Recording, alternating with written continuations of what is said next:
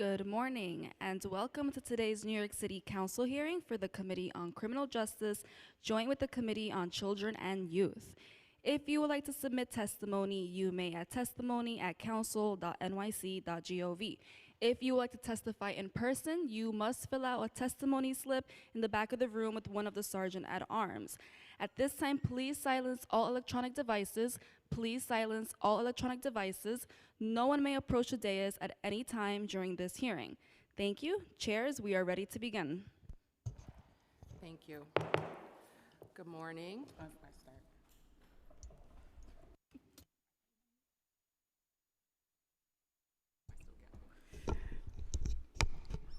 Good morning, and welcome to today's hearing we are here having a hearing on conducting on the administration of youth decarceration plan. I am Councilmember Althea Stevens, Chair of Children and Youth Services Committee.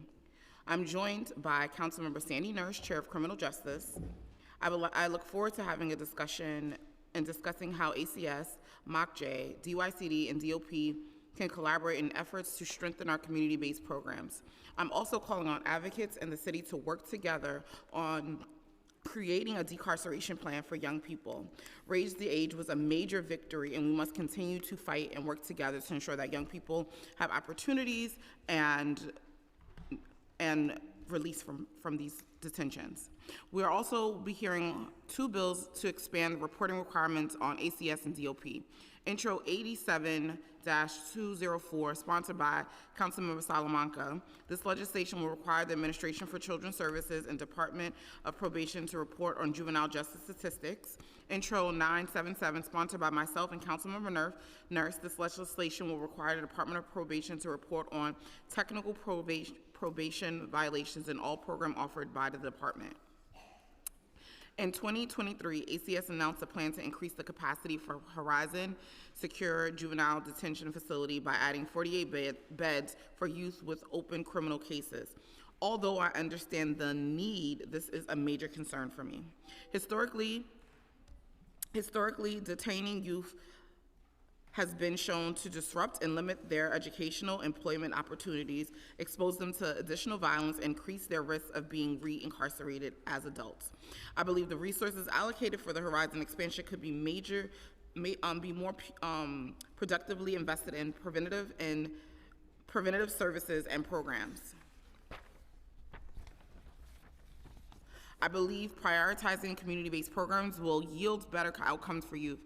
Today, we'll examine two of those alternative programs currently offered by Department of Probation: the Intensive Community Monitoring Program, ICM, and the Advocate Intensive Monitors, AMI, programming. Those initiatives are designated to monitor and support juvenile probation clients, helping them avoid rearrest and revolving doors of detention facilities.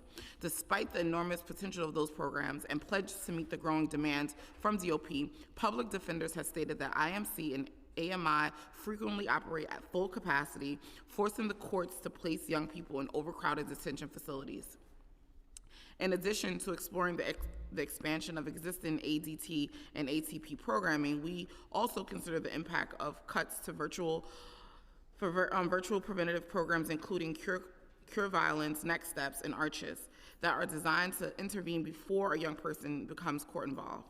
This hearing is an opportunity to examine the compassionate, evidence-based approach that ensure young people have every opportunity to grow, develop, and succeed without the determination effects of detention. We look forward to the administration comments on the policies, goals as we look for their feedback on Intro 87 and Intro 977. I would like to thank committee staff, Christine and Elizabeth, for their hard work in preparing for this hearing, as well as my team back in the home district, District 16. Before I turn it over, I would like to acknowledge Councilmember Lee, Councilmember Narcisse, and Councilmember Marte, who are here joining us on this committee hearing. So I will turn it now to Councilmember Nurse. Thank you, Chair Stevens, and good morning, everyone. Thank you. I am Councilmember Sandy Nurse, Chair of the Council's Committee on Criminal Justice, and I'm grateful today to partner with Chair Stevens on the Committee on Children and Youth for today's important hearing on what efforts New York City is making to reduce the youth incarceration rate. Over the last 5 years, we've been failing our children. In 2019, the average daily population in youth detention facilities was 88 children. As of earlier this year, that number has more than tripled. We now have an average of 279 children in New York City detention facilities. This shameful state of affairs demonstrates our neglect in pursuing holistic policy solutions that would reverse this trend. As chair of the Criminal Justice Committee, I want to focus my remarks on the Department of Probation. You can learn a lot about an agency's priorities by looking at where it devotes its time and resources. In recent months, we know that the Department of Probation has more than doubled the number of enforcement actions undertaken by its intelligence unit. It began requiring all probation officers to have the necessary training in order to carry a firearm, and it stepped up efforts to conduct social media investigations of the people they supervise.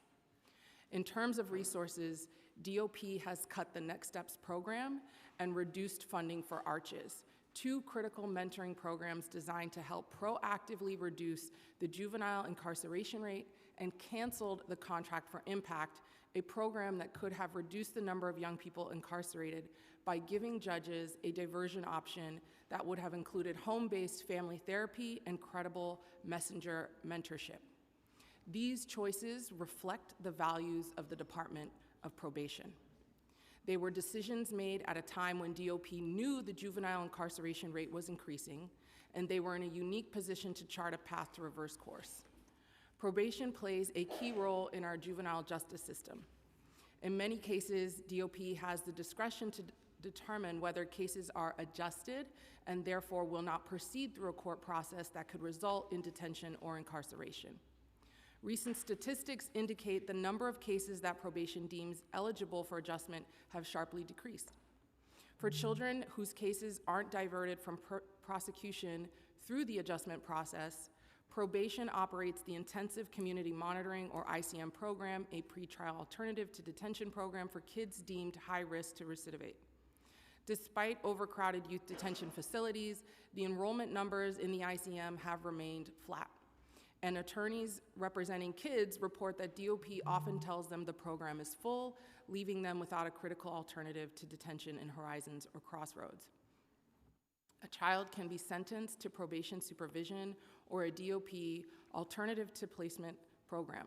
When kids are sentenced to probation, recent statistics show they're less likely to complete their sentence successfully and are more likely to be rearrested or issued a probation violation, an agency failure that shouldn't be put at the feet of children with higher risk and charge characteristics.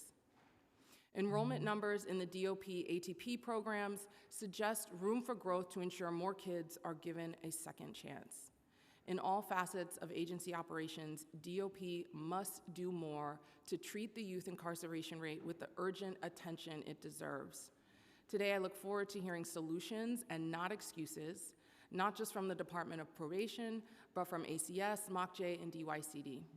All these agencies have the responsibility to work individually and collaboratively to reduce the youth incarceration rate. I'm also looking forward to hearing testimony on the legislation we are currently considering today, and the two bills that would help shed light on issues that we are here to address. I will now turn it back to Chair Stevens to begin the hearing. I will turn it over to committee counsel to swear in the administration. Thank you. With us today from ACS, we have Nancy Ginsberg and Raymond Toomer. From the Department of Probation, we have Joan Gardner and Audrey Wilson. And we also have from DYCD, Daryl Rattry, and from MOCJ, Nora Daniel. If everybody who intends to testify can please raise their right hand. Do you affirm to tell the truth, the whole truth, and nothing but the truth before this committee and respond honestly to council member questions? Noting for the record that all witnesses answered affirmatively, you may begin your testimony in whichever order you choose.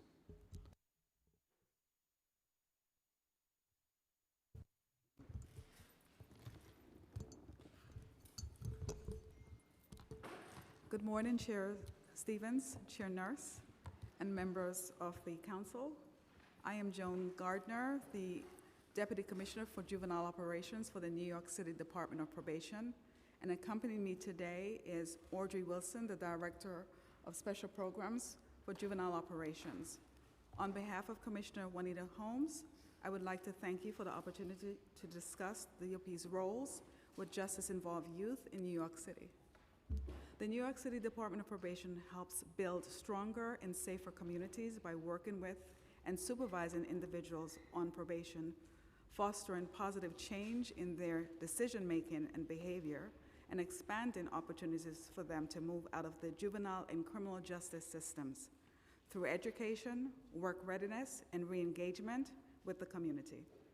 When a young person becomes involved, justice involved, probation assumes a crucial role in providing information to the court and various stakeholders, enabling them to make informed decisions and appropriate recommendations relating to juvenile matters.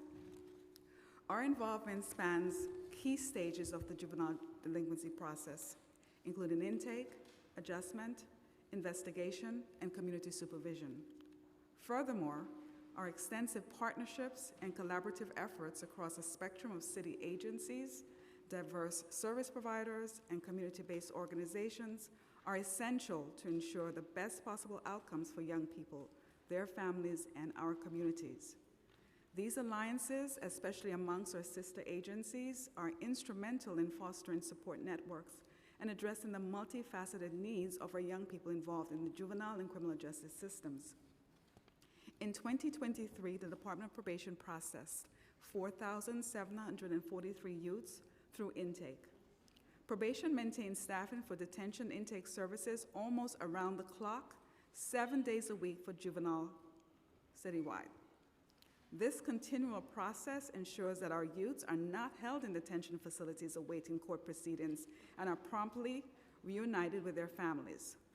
As a result of this streamlined process, 828 youths, or 17% of our youths, were released from detention following the probation intake process in 2023.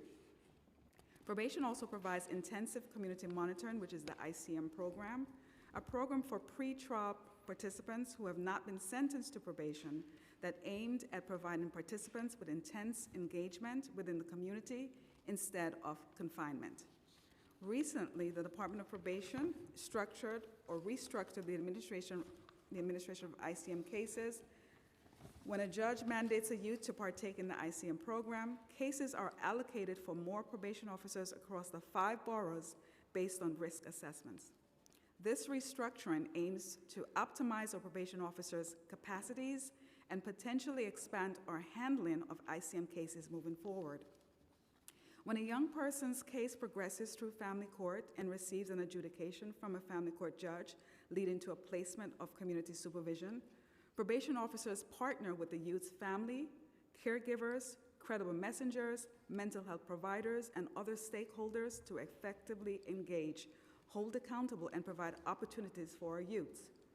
Community supervision is provided with the overarching objective of diverting youth from further involvement in the criminal and juvenile justice systems.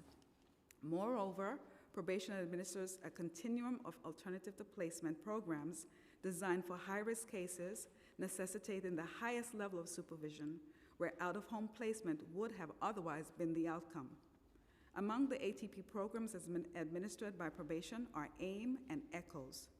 Probation also collaborates with ACS in the Juvenile Justice Initiative Program, which is also known as JJI.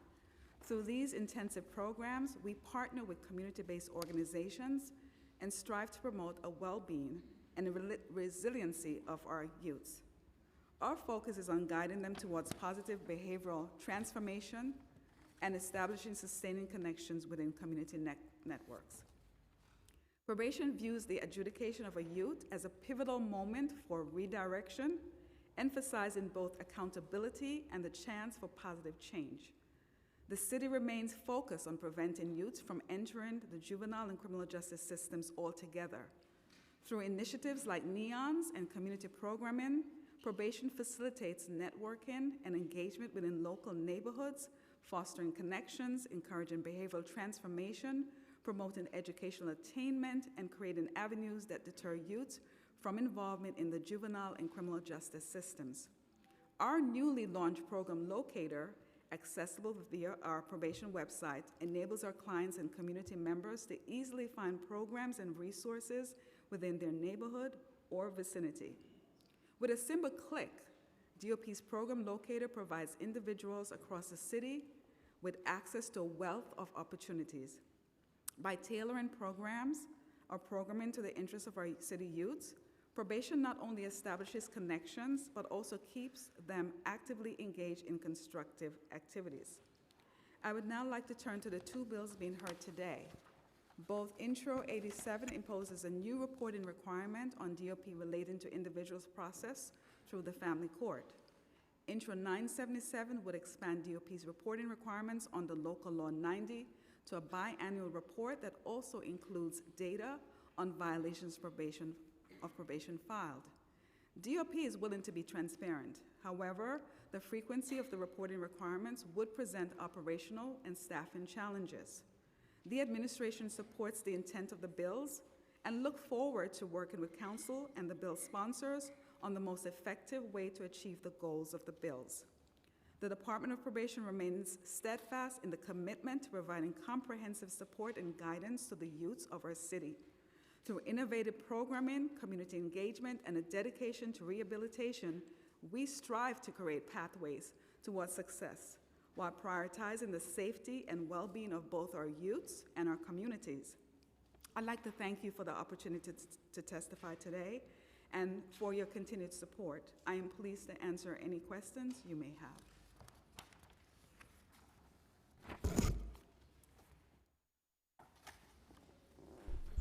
Good morning.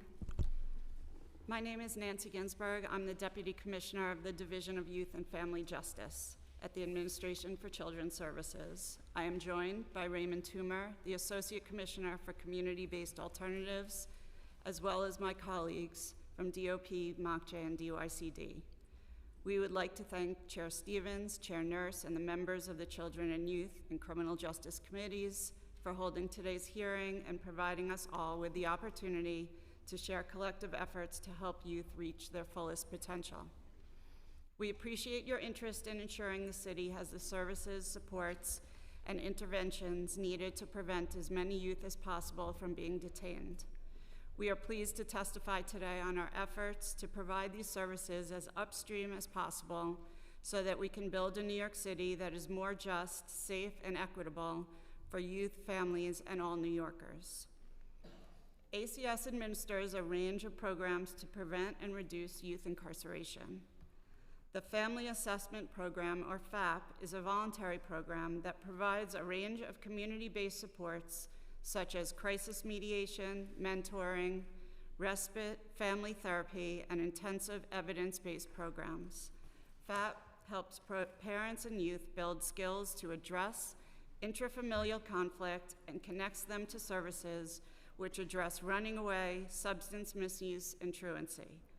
In 2023, FAP's providers served nearly 2,800 families citywide with interventions including family stabilization, functional family therapy, multi-systemic therapy, brief strategic family therapy, respite, and a mentoring and advocacy program that recently incorporated the Fair Futures coaching model.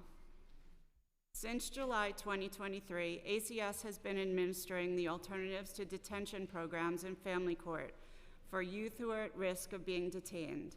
The ATD providers, CASES in Manhattan and the Bronx, Good Shepherd Services in Brooklyn, and the Center for Justice Innovation in Queens and Staten Island promote positive behaviors, healthy relationships, and problem-solving skills.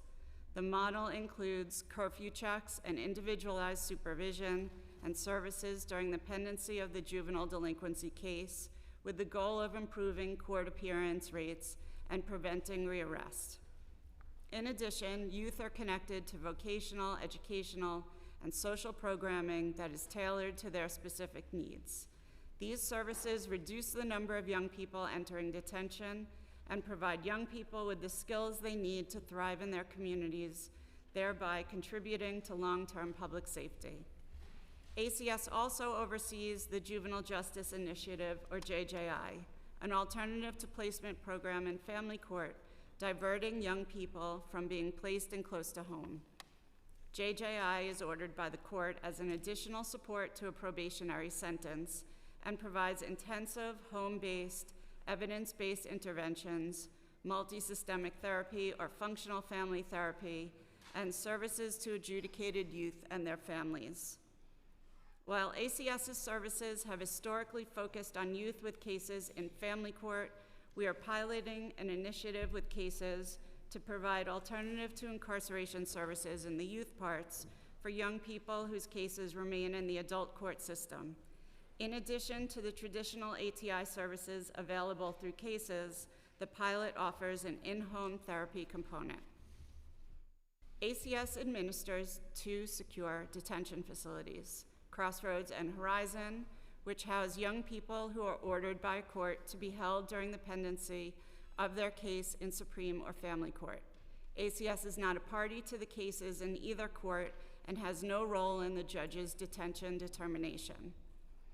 The population of youth detained in Crossroads and Horizon, similar to other juvenile detention sites across the country, has increased from the low numbers reached during COVID-19.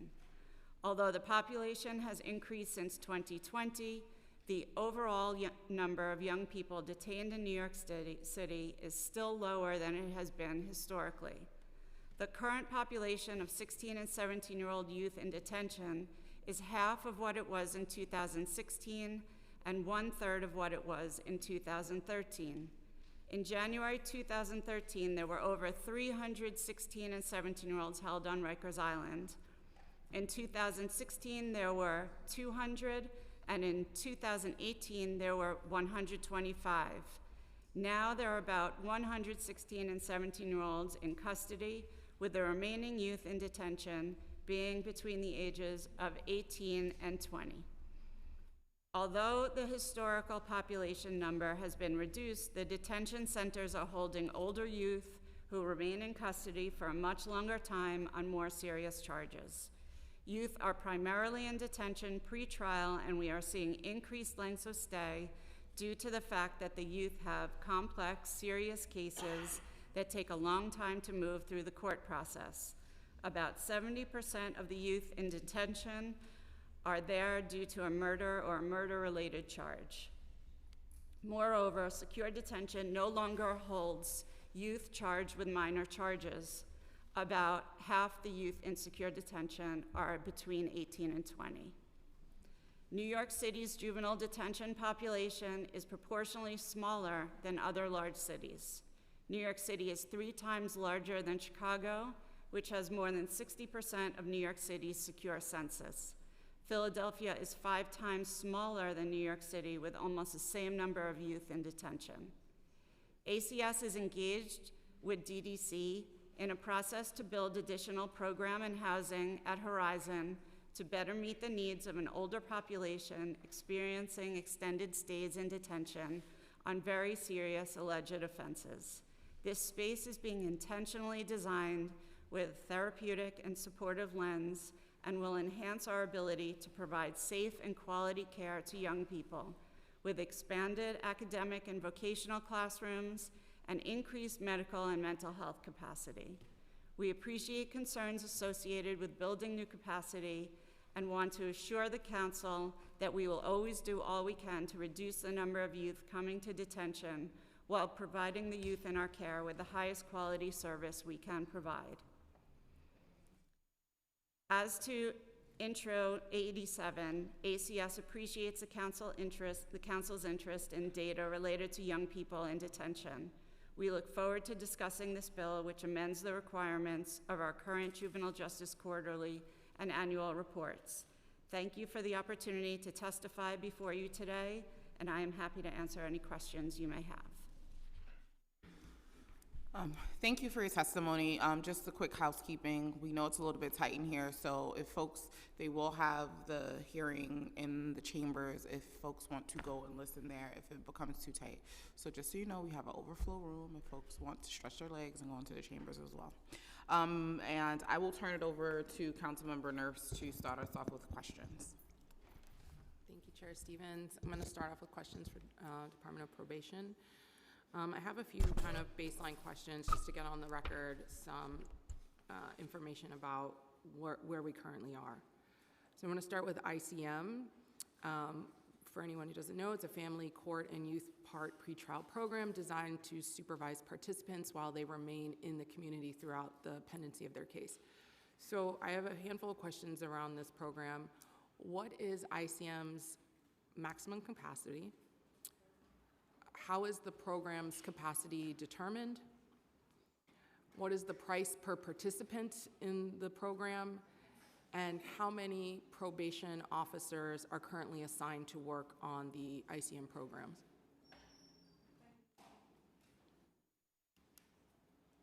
Thank you for that question, Chair Nurse.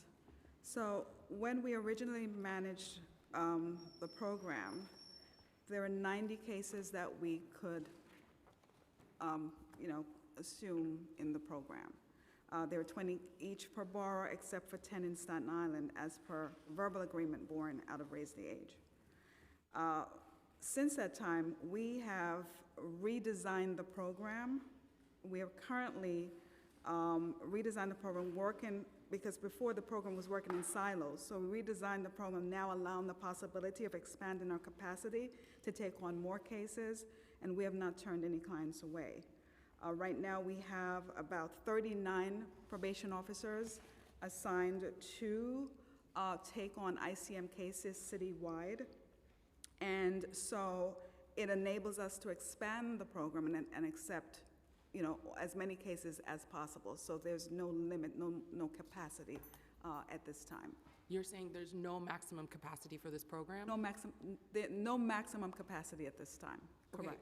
So I'm sorry, you're saying originally the program was designed for 90 folks, now you've redesigned it, and it's limitless. You can Right, so place people all throughout this. And I'm sorry, can you give a little bit more detail when you say redesign? Because and just so we can have on record, what are the improvements that you did other than the expansion of the officers? What does this redesign actually entail? Well, the program worked in silos before. There was an ICM unit. What we did was we moved ICM cases, they're citywide, so every probation officer can manage by risk, and they are qualified and capable of assuming a ICM case. So every single probation officer, because we manage by risk, can take on an ICM case. Okay, did you answer the question of what's the price per participant? Okay, so the price for participant, we don't break down the price per participant, but our city budget is $816,000 for citywide year 2024. And did you say how many, what's the caseload per officer? Currently, officers can have upwards of 50 cases for a hybrid caseload. However, our ICM numbers are pretty low in comparison to an average caseload. So they're currently holding 50, but you're saying? Upwards of And 50. so what are they holding right now on average? Do you know? An average of 20 to 25 20 cases. to 25? And just as you were talking and saying, like, you guys are redesigning the program, what did the support for the PO office look like? Was there trainings? How are you supporting them? And also, up to 50 cases is a lot for anyone to take on. So what was the rationale behind increasing a caseload to that capacity? Before, we only had 2 ICM POs assigned per borough, and the officers were working in silo, and the borough, they were working in silo. Now that we expanded ICM through the 5 boroughs, now officers can take on more cases, and they don't have to be ICM officers because all officers are trained to manage based on risk. So all supervision officers can take on an ICM case because we manage by risk.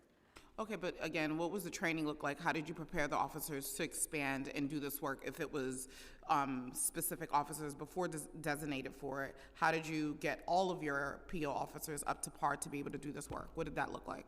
So the cases are assigned to high-risk officers, and these high-risk officers have already received the training. They're supervising high-risk cases Those are cases that were formerly placement bound.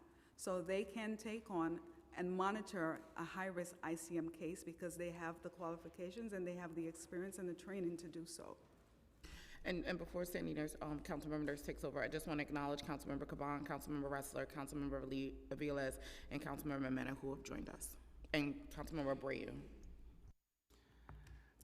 Okay, so according to DOP data, ICM served 394 youth in 2023.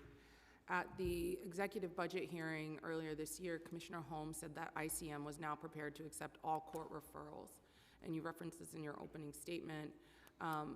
What we have heard from defense attorneys that ICM remains full in the Bronx and that there have been periodic capacity issues in Brooklyn as well. So why is this message being conveyed if there is now no limit? The ICM capacity prior to the expansion was 20 cases per borough because ICM has upwards of a 60-day maximum period, 120 days in family court. When we expanded and redesigned the program, it now enables us to increase our capacity by accepting as many cases as needed for high-risk monitoring as possible.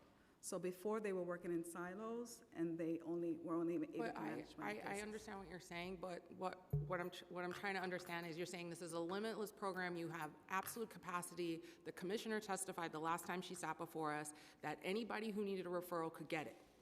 That's and correct.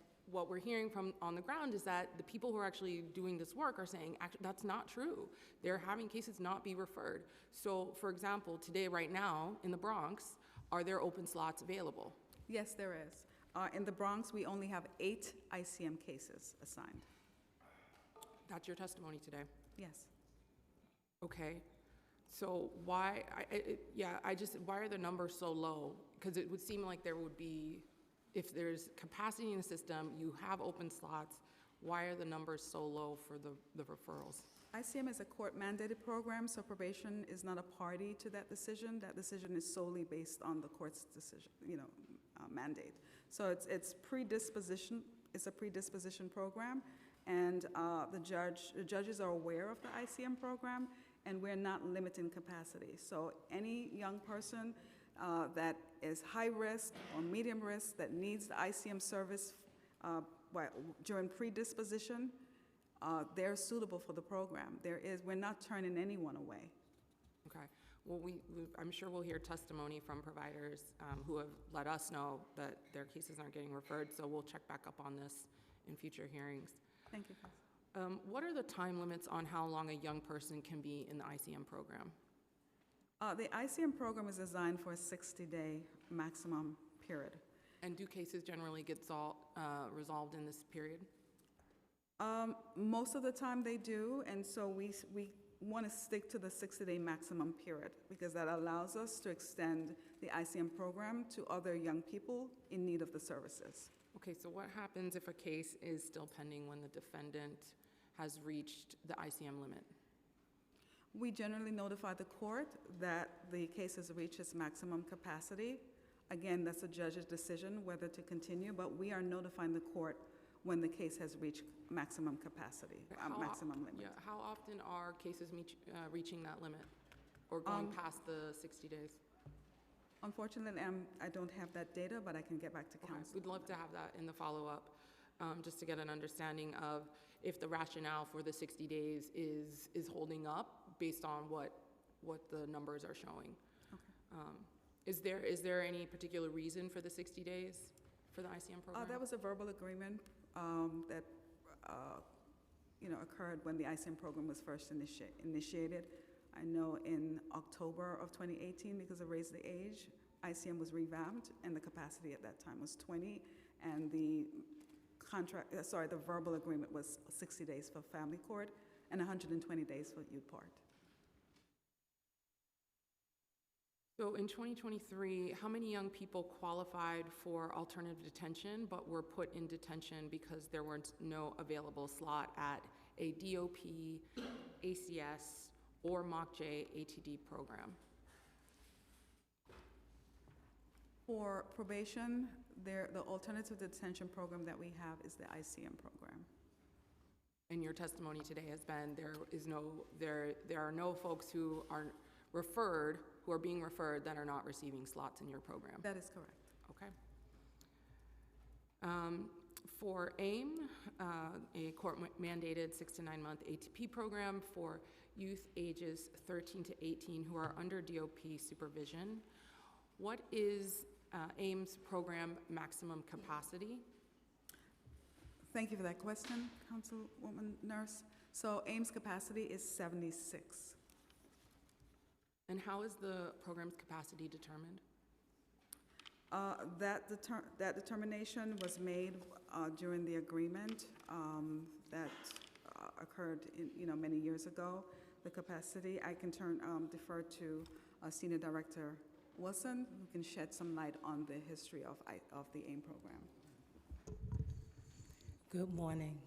The 76 was determined based on the number of young people that were going into placement back when the AIM program was implemented. It's broken down by borough with 20 slots going to Brooklyn and the Bronx, 16 for Queens, 10 for Manhattan, and 16 for Queens, 10 for Manhattan, and 10 for Staten Island. Okay. And so what is the price per participant? Right now, it's budgeted for approximately $4 million. There is no specific price price. And do you all have you done any periodic assessment of whether or not this capacity should increase or not? Thank you for that question, Councilwoman Nurse. Because the AIM program is underutilized, it's a robust program, and we can take on additional young people in the program. Right now, we are focused on AIM, and we are getting the message out to the court that the program is up and running, it's robust, it works, and so we want to maintain and increase the capacity by our messaging to the court. So the capacity is 76. What is the current participation rate? Or how many people are currently in the program? For the AIM program, we have approximately 12 youths that are in the program for 2024. Last year, 2023, citywide year 2023, we had 19 youths. Okay. Do we have an analysis, or do you have an analysis of why there are so low participation numbers for a program that can hold 76 people? Again, Councilwoman Nurse, as I mentioned, these are court-mandated programs. The judges are well-versed on the programs, and so the messaging will continue to be, we are open, we're ready, we have the capacity, we have 76 slots, and we need young people to be a part of this programming. I'm just a little concerned because there seems to be a major disconnect of the numbers that you guys are saying when we're speaking to defense attorneys around the work, and even just saying like the judges are aware. How are you ensuring that the judges are aware of these programs, that you're open and you're ready? Because what we're hearing, seeing, and what's happening is not what's going on. So I'm really concerned about, it's just like, oh, they know and this is what's happening, but that's not what we're hearing. There seems to be a discrepancy. So I need you guys to just kind of give us a little bit more information about what does that outreach look like? How are you determining that the judges know about this? How are you determining that this is part of the negotiations? What does that look like? Because the numbers are just too low to say like, oh, well, people know. Maybe they don't. I understand your concern, Councilwoman Stevens. So every month, on a monthly basis, our local bar directors are having meetings with the judges, the delinquency judges and the administrative judges. We also provided our court liaison officers with packets that can be disseminated to new judges. But what I also stress coming on board to the managers is that you must also meet with the new judges, share the packets with them, have those lunchtime meetings with them to tell them about all the programming. So we're engaging in a rigorous messaging with our courts, with our judges. And also even thinking about, yes, I think the judges are a huge part of it, but how are you working to ensure that the lawyers are also on the same page about programs? Because that's one of the things that especially the defense attorneys have been saying is they don't know or are aware of some of these programs to even bring it up during these cases. So what does that piece look like? Because it just, like, this is not making sense that we have these programs that have proven track records and the numbers are consistently low, and we're doing the same outreach and not getting the results that we want. So that doesn't make sense, especially you're saying like now we only have 12 people in the program and our numbers in the detention centers are continuously rising. So for me, the sense of urgency, I'm not feeling it in this moment. I share your concern, I share your concern, Councilwoman Stevens. In addition to the monthly meetings, or along with the monthly meetings, all agency heads are at these meetings, these local agency head meetings. So all of Defense Counsel, Legal Aid, the Law Department, all agency heads are meeting locally at these meetings. So the message is getting out. However, how it's disseminated from there, we'll have to take a look at that. But we are meeting with the local agency heads for all departments and stakeholders on a monthly basis. Yeah, there's a glitch in the matrix, but I'm going to pass it back over to Councilmember Nurse to finish the discussion. Okay. According to the mayor's management report, there were 87 new enrollments of young people in ATP programs in FY 2023 versus 94 in FY 2022. The report stated that the decline in enrollment was the result of a loss of a contract program provider. Can you tell us a little bit more about which DOP ATP program lost a provider?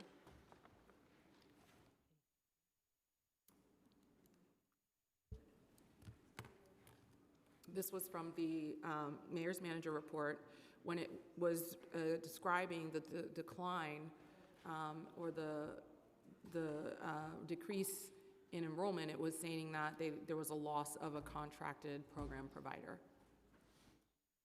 Is this a DOP program that you're referring to? In ATP programs, yes, DOP ATP.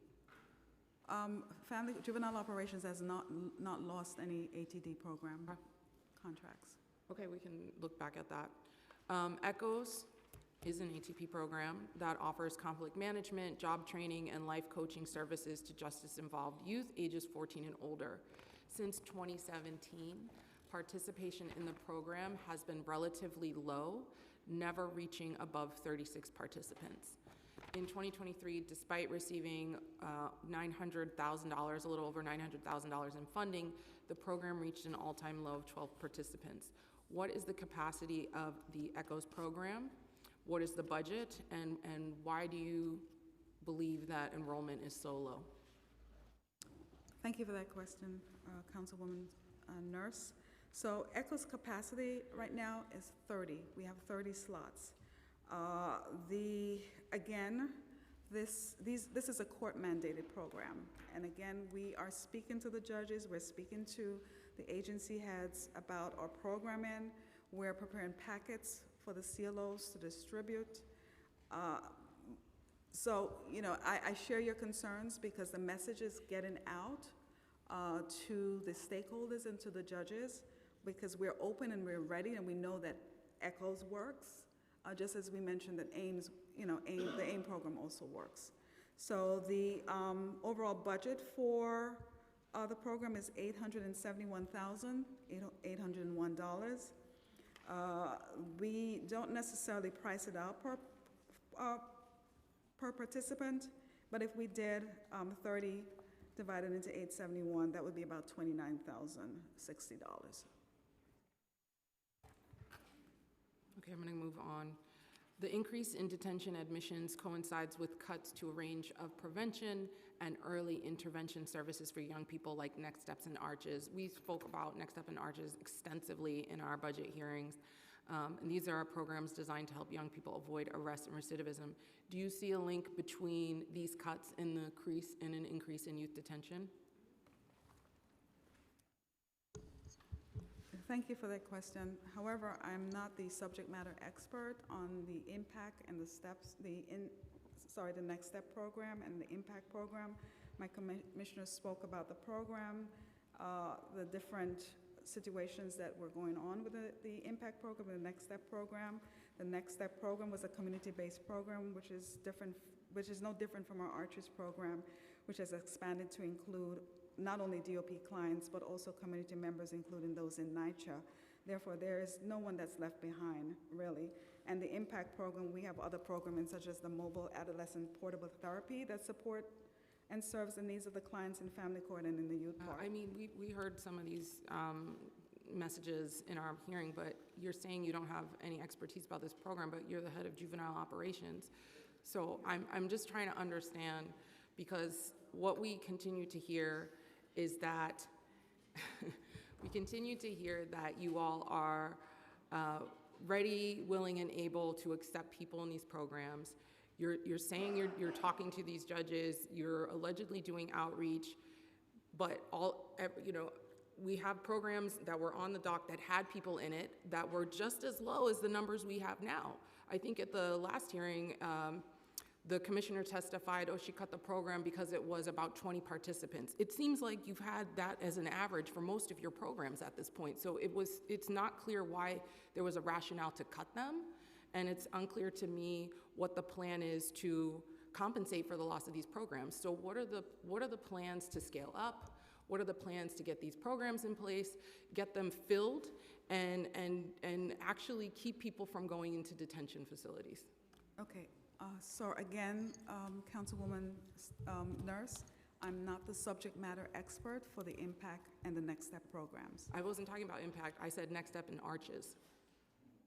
The Next Step program and the Arches program. Okay, so I just want to understand, if your title is head of juvenile operations, and I'm really not trying to be nasty, but I'm just trying to understand what is the subject expertise matter that you would have, if not these programs? Thank you for that question. So probation runs the AIM program and the ECHOS program and the ICM programs. Those are your programs? For juvenile operations, correct. Thank you for that clarification. I'm going to go on to IMPACT because we've talked about it quite a bit. It was terminated in July of 2023.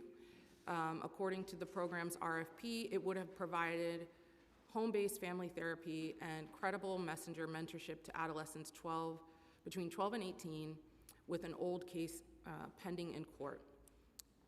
The reason we were harping on this program so much is because of the number of slots this program was going to provide, because everything here is 76. Everything was much smaller. At the last hearing, the commissioner testified that the program that was adequate for it as a replacement only had about slots for about 36 people. So we were talking about, why would we be preventing a program from starting that had such a large capacity given the amount of people going into detention? And we haven't heard what alternatives are available at that scale for young people who would have been served by IMPACT. So do you have anything you want to share with us today about what alternative programs would be available? I'm going to defer to Senior Director Audrey Wilson for special programs and juvenile operations. So the IMPACT program was due to serve in a different jurisdiction, which was going to go into the Supreme Court, ages 16 to 24. It was not a juvenile program. However, we do have abundance of services that we do introduce to the young people that are within our jurisdiction. Can you explain those services? I'm so sorry. Can you repeat that for me, please? You said you have an abundance of services. I would love to hear what this abundance of services are. So we have work readiness programs that we work. We have a PEAK program that offers work readiness to young people that are currently on our caseloads. It's a phase. How many people are in that program? What's the capacity? 30. The capacity is 60, 30 per site, and we have approximately 37 in PEAK at this time. I'm sorry, repeat the name of that program again? I missed PEAK it. program, Pathways to Education and Knowledge. Okay. We also have the Adolescent Portable Therapy Program that DC There's Gardner just 36. spoke. Yes, and that is in-home therapy, which is similar to what the services that IMPACT was going to perform. We currently have 13 youth in that program. There is space. 13 yes, and yes, and we have space to accommodate more Its capacity is 36. I'm so sorry, The capacity for that program, 36? yes. Oh, my mic is Well, not on, I'm sorry. I'm sorry, it is 12 at one time, but up to 36 a year, It's up to yes. 36. And so, just so we know, the numbers that we're at is still under the amount that this, that impact would have served, which was at 175. So, I know you said there was an abundance of programs, so I guess let's keep going. And I just wanted to say that in the event that we reach capacity, we have the ability to expand. We have not reached the capacity in our current programs, so we haven't had the need to expand, but we have spoken to the providers, and if need be, we can increase capacity if needed.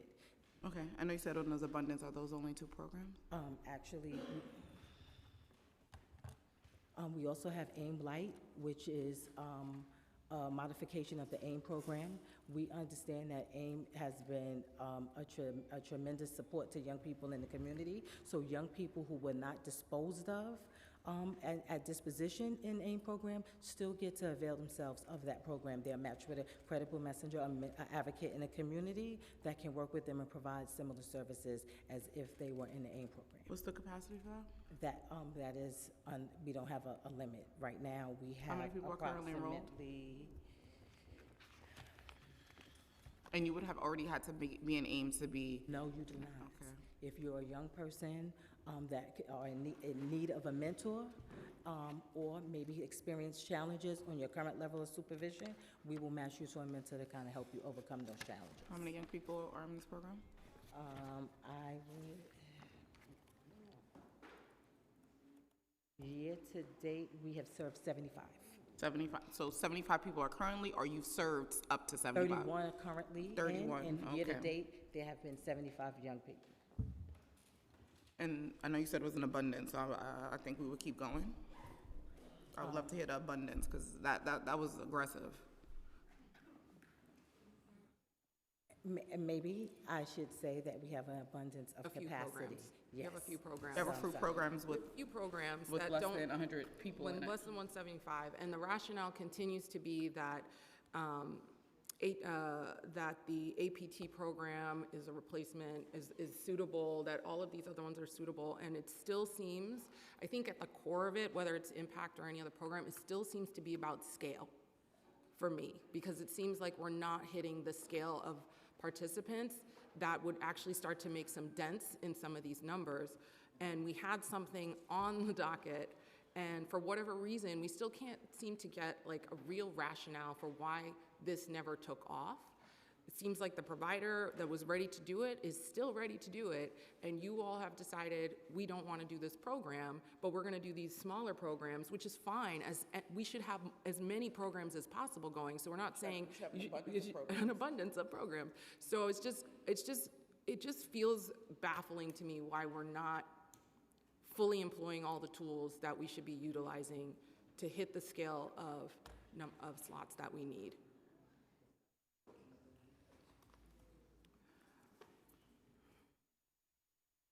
Okay, so according to the mayor's management report, the juvenile intake adjustment eligibility rate decreased 18 percentage points during the first 4 months of fiscal 2024.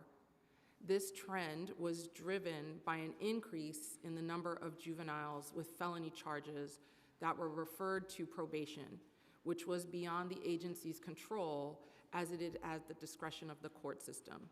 In your view, what is leading to the decline in case adjustments?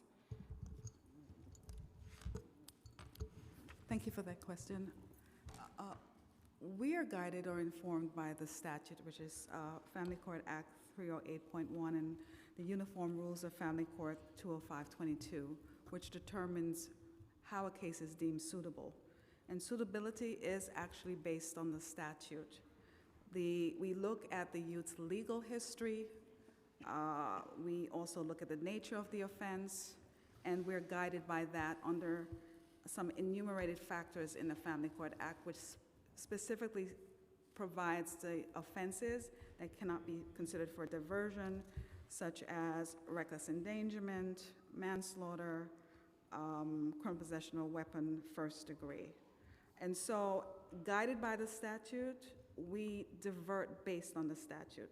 In terms of determining suitability, we're guided and informed by the statute.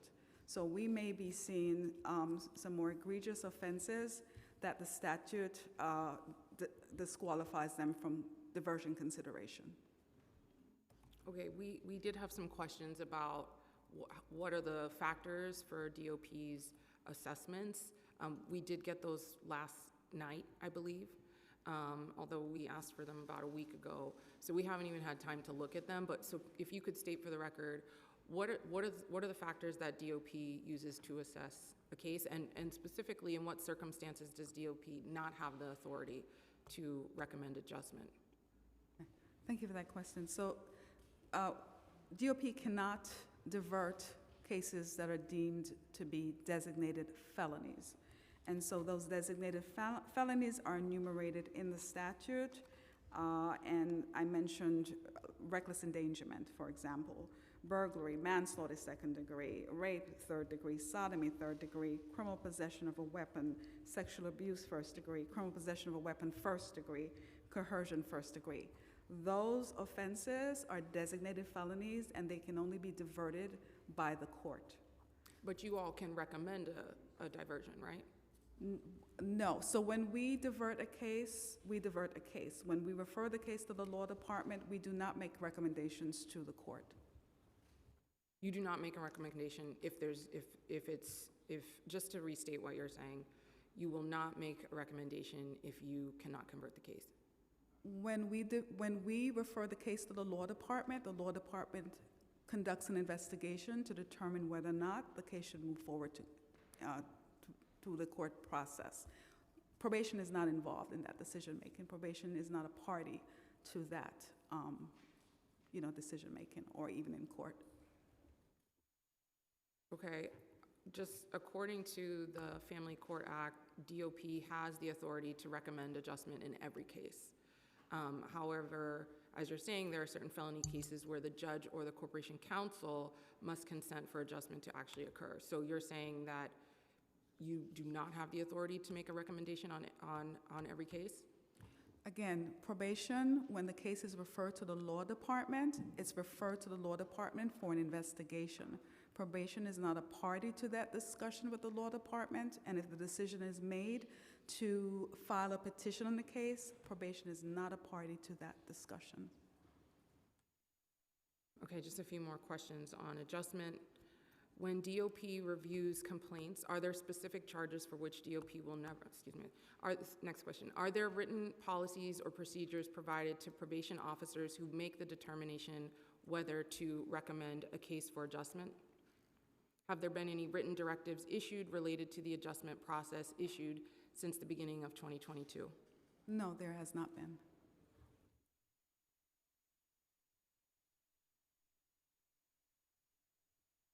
Okay, I think those are my questions for adjustments. Do you have anything? No, I was. We're not done with DOP. We're gonna give you a little break. Drink some water. We're gonna come back to y'all.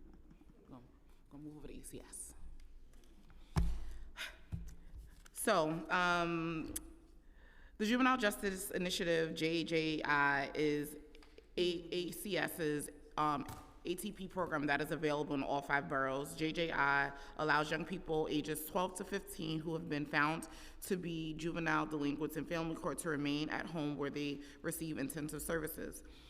How much funding did the JJI initiative receive in FY 22, 23, and 24? How many young people were served by the program in those years? What is the funding per participant? And JJI services are available for young people who have a willing caretaker to participate in the services. Are foster care youth eligible for JJI? And if not, if they do not have a caretaker? That was a lot of questions. So any of them that you need me to repeat, I will. So thank you for that question, Chair Stevens. First, a bit of clarification. JJI is available for youth up to age 18, so your question referenced youth up to age 15. In FY For that correction. In FY 22, we served 151 youth through JJI. FY 23, we served 149 youth. And so far this year, we have served 143 youth through June 20th. We have allocated $11.2 million per year for JJI. 11 what? Point two. 11.2. And I forgot your other question. It was cost per slot, so we'd have to For break. first part participant, yeah. Yeah,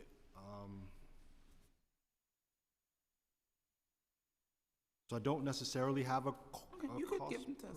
Oh, I do. Oh, she said you got it. It is about $48,000 per participant. Okay, and then the last question was, just around the eligibility for foster care youth, because it's such an intensive program with a caretaker. So what does that look like? Does this mean that if you're a foster care youth, they're not eligible? Just trying to get more information around that. Youth in foster care are eligible as long as they're have an adjudicated case in family court. It is a mandated program. So as long as they go through to disposition, we are able to provide JJI services if the court. How often does that happen? Because it seems like it would be a burden on a foster care parent, and is that something they can be like, well, this is something that I don't want to participate in, and there's a lot of follow-up. So what does that process look like? Right. So JJI is a condition of probation. So a young person or family could determine that they're not interested in participating, and the judge then needs to make a decision about whether they're going to place that youth or allow that youth to remain in the community. I don't have exact numbers on the number of foster care youth who are involved in JJI, but being a foster care youth does not preclude them from. Yeah, I know it wouldn't preclude it, but I'm just, and this is something we can definitely have a follow-up conversation about, like, what does this really look like? And are young people who maybe in foster care have a higher risk of not being able to get offered this or go to this because a foster care parent is like, no, I don't want to do this? So JJI has a suite of services, and one of those services is multi-systemic therapy and adaptation for emerging adults. And that particular intervention does not require the caregiver's involvement. And so youth up to age 21, particularly for youth who are couch surfing, they're mobile, they're not in a particular stable environment, that is the service that we would recommend for that young person who doesn't necessarily have a stable caregiver. I think one of the things that's unique about JJI is that we do try and tailor our services to the unique needs of youth. We have 4 adaptations of MST, and so we try and make the best fit after assessing what's appropriate. That's good to know, and the flexibility is also really important. Okay, at the ACS executive budget hearing, the commissioner testified that the agency is developing an ADT pilot program to serve older youth with cases in the youth part of Supreme Court. Please expand on the services that this pilot will provide. So this is a recently started pilot. Cases is the agency who's providing these services in the Bronx and Manhattan. It's our first foray into the youth part, as you mentioned. We just started about 2 months ago, and they're using their APT, which I forget the acronym. So they're using APT, which is an in-home therapy. They've been going through the process of hiring a therapist. They just received their first 2 referrals last month, and there is 1 youth engaged in the program right now. We were hoping that they could get between 10 and 15 youth in this fiscal year, but they're still marketing the program and engaging judges in the youth part. How many providers will ACS contract for this program, and what will be the total number of slots? So it's just a pilot program right now, and we just have the 1 provider. It's going to be the one for now. Correct, yes. Okay.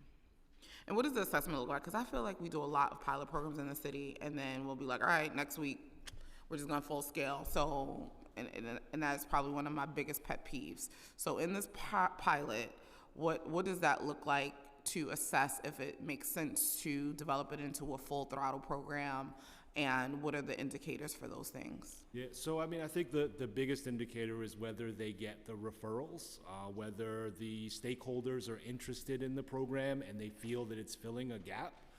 And so we will continue to work with cases and family court and youth part stakeholders to determine whether and this is why it drives me crazy, because even in the start of the pilot, were there specific goals and targets that you were trying to reach that you're using this pilot to drive that data, or because again, I feel like I'll come in, we'll talk here now, and the next year you're like, yeah, we're rolling this out, and I'm like, okay, well, what were we looking for? And I don't want to do that. So So if you didn't do that, I would love for us to figure that out. Right, right. Well, I mean, like I said, the biggest thing for us is referrals and whether it will demonstrate whether this program is necessary and needed in the youth part. And then, And what of course, else, other than all of- referrals? I'm sorry. With all of our programs, though, we do look at levels of engagement, how many contacts were made, what the outcome of the young person's case was, whether they completed the program successfully, all of those things.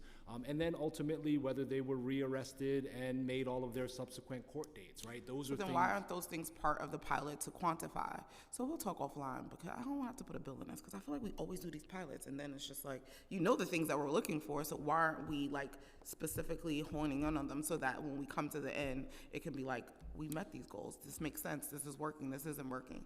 But we'll talk offline about it, I'll let it go. So you said the pilot already has launched. Okay, great. The Center for Alternative Sentencing and Employment Cases in the ADT reports that the Manhattan location has served no more than 10 youth at a time. What does ACS believe the reasoning for this underutilization? That for the alternative to detention program?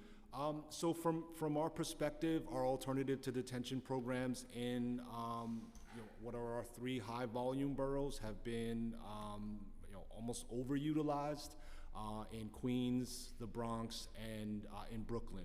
In Manhattan and Staten Island, we just aren't seeing as many referrals. Those programs, as we've stated, are mandated by the court. And so we just aren't seeing the numbers of referrals coming in from Manhattan and Staten Island. But our ATD programs citywide this year have served 279 youth. We've closed out 198 cases. 75% of those cases were closed successfully. And when you mention outcomes and metrics and some of the things that we look at, a successful case closure is one in which a young person did not suffer a rearrest. They completed the program, they got to disposition on their case, and they were usually enter, regular probation situation. Last March, an announcement was made that ADT programs previously managed by MOCJ would transition to be overseen by ACS. How many young people currently enrolled in each ACS ATD program? So we have 81 youth in our ATD programs currently. There are 23 in the Bronx, 10 in Manhattan, 26 in Queens, 1 in Staten Island, and 21 in Brooklyn. Of the youth currently enrolled in the ACS ATI program, how many young people are considered low, medium, high risk, or reoffenders based on the detention risk? So of the 81 youth that we had as of May 31st, 2024, I should clarify that, there were 49 of those 81 were medium risk, that's 60%. 16 were identified as high risk, that's 20%, and another 16 were identified as low risk, so that is also 20%. So 60% or the majority of our young people are medium risk young people. Assessment administered by DOP. Okay. The current program targets youth who score medium risk on the detention risk assessment instrument. Does ACS have any plans to expand program capacity to serve more high-risk youth? So at this time, we don't have plans to serve more youth. We assess each youth that comes our way. Like I said, ATD programs were meant to be for medium-risk youth.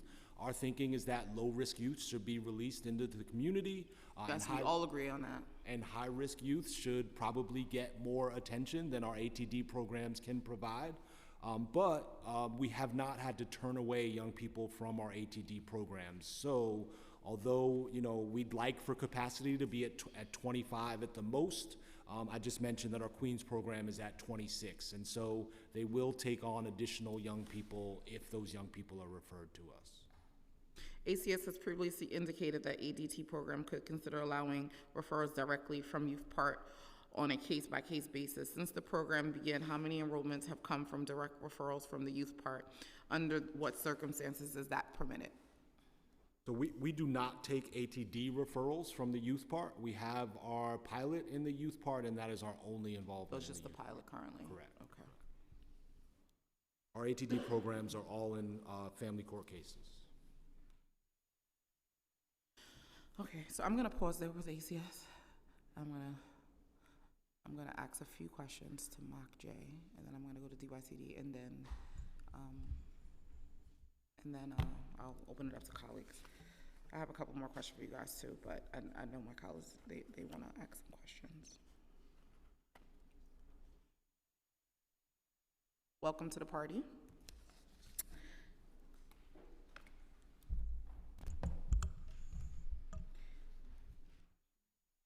No, there were also one at the beginning.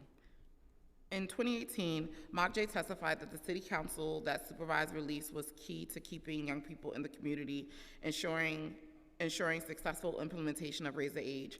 Please share a breakdown of how many people under 18 years old were on supervised release from 2018 to 2023, and currently how many people under the age of 18 years old are enrolled in MOCJ's supervised release program, and are all those enrolled for young people with the case pending in the youth part?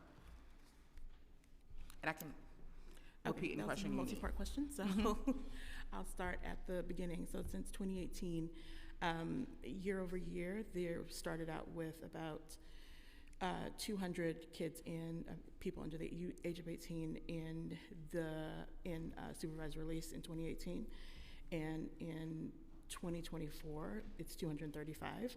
I can get that for you year by year as well. Okay. Currently, how many people under 18 years old enrolled in the MOCJ supervisor? Is that the 200? Or it's 235, yeah. 235, okay.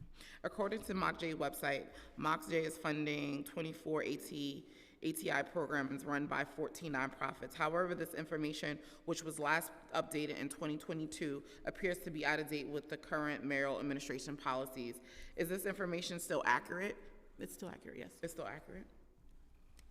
And so none of those things have changed since 2022? No.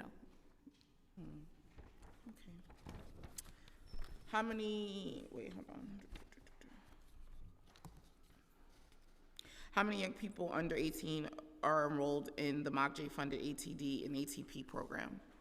So those programs have all transferred over to ACS. All of those, so those, okay. Does MOCJ have any plans to expand its capacity to serve more young people with cases in the youth part? So we are, our ATI programs currently do serve young people in the youth part, and we're constantly assessing whether or not what those needs are and whether or not they need to expand. What does those assessments look like? So we look at our data, see how many youth are coming into ATI programs, and we talk to providers about what's needed, providers and other court parties about what's needed. So that's what the assessment looks like. And so where are you at with the assessments? So we're constantly looking at the data to see how many youth are coming in and whether or not that it's meeting the demand that we have. And so far, it does appear to be meeting the demand. I like the word appear. We've heard from legal providers that when young person are in is part of the ATI program while their case is being heard in the youth part, they lose access to programs that help provide them some stability of their case and gets removed to family court. Is MOCJ doing anything to address this problem? So we are aware of the gap, and we are working with our partners to try to figure out what filling that gap looks like. There are programs that are available for youth in other areas, and we also have a pretty robust reentry programs as well. Yeah, I mean, that's one of the biggest things that I'm hearing, that transfer kids are, it's destabilizing them. And to me, it doesn't make sense when it's all city programs. So if a program is working for a young person and just because they are moved in court, it doesn't make sense that we're doing it. And so I hate things that don't make sense. And this is one of the things that has been really grinding my gears around, like, is this serving the young people opposed to, like, who is it serving? Because it doesn't make sense. Like, even if you guys come up with another program, if a young person's in the program that's thriving and they're doing well there, why do you need to create another program for a young person to, like, have to get reacclimated to a new set of people? So we really have to make sure and figure out, I think when Raise the Age, we were, so excited about it. This was one of the gaps that I think that now we need to come back and reevaluate and really think about how to fix, because this is one of the things that I've been hearing the most concerned about. I'm going to bring up DYCD now, and then I'll turn it over. I have a couple of questions for DYCD, and then I will turn it over to my colleagues for some questioning, and then we'll come back around because me and Councilmember Chair Nurse has a few more questions for some of the agencies. Thank you.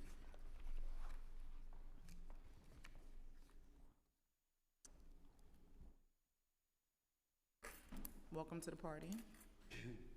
Good afternoon. Good afternoon. Well, it's still morning. We still got a couple minutes. So one of the things, and one of the reasons why for me it's so important that DYCD is here and part of this conversation, especially when we're thinking about a decarceration plan for young people and getting young people out, because you guys get the young people in a recreational setting and typically before anyone else touches them. So I think that the role that you guys play is so critical and important, and sometimes is lost in the conversation.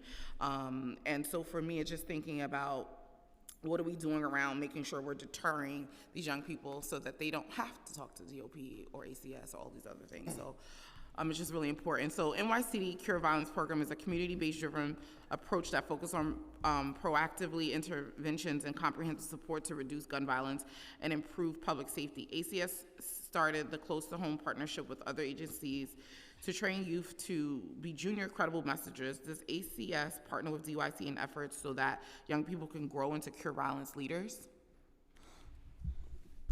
Good afternoon, Chair Stevens, and thank you for that question. So, two things, I guess. One, we work very closely with ACS and all of our agency partners on the work that we do in both secure and non-secure detention.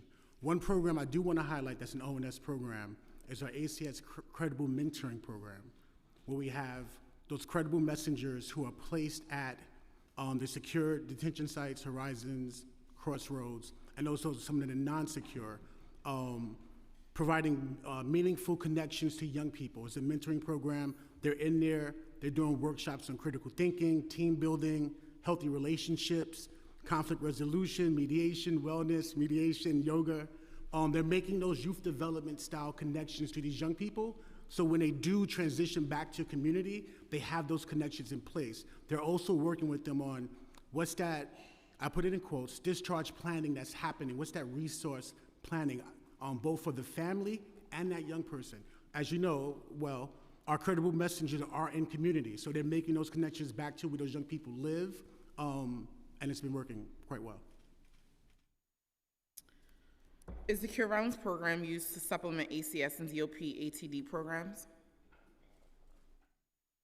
And I think I know the answer to this. I don't think they are, but just wanted to hear, because again, especially with a lot of the defense attorneys, we're hearing that like they feel like it's such a limited number of programs, and they typically don't have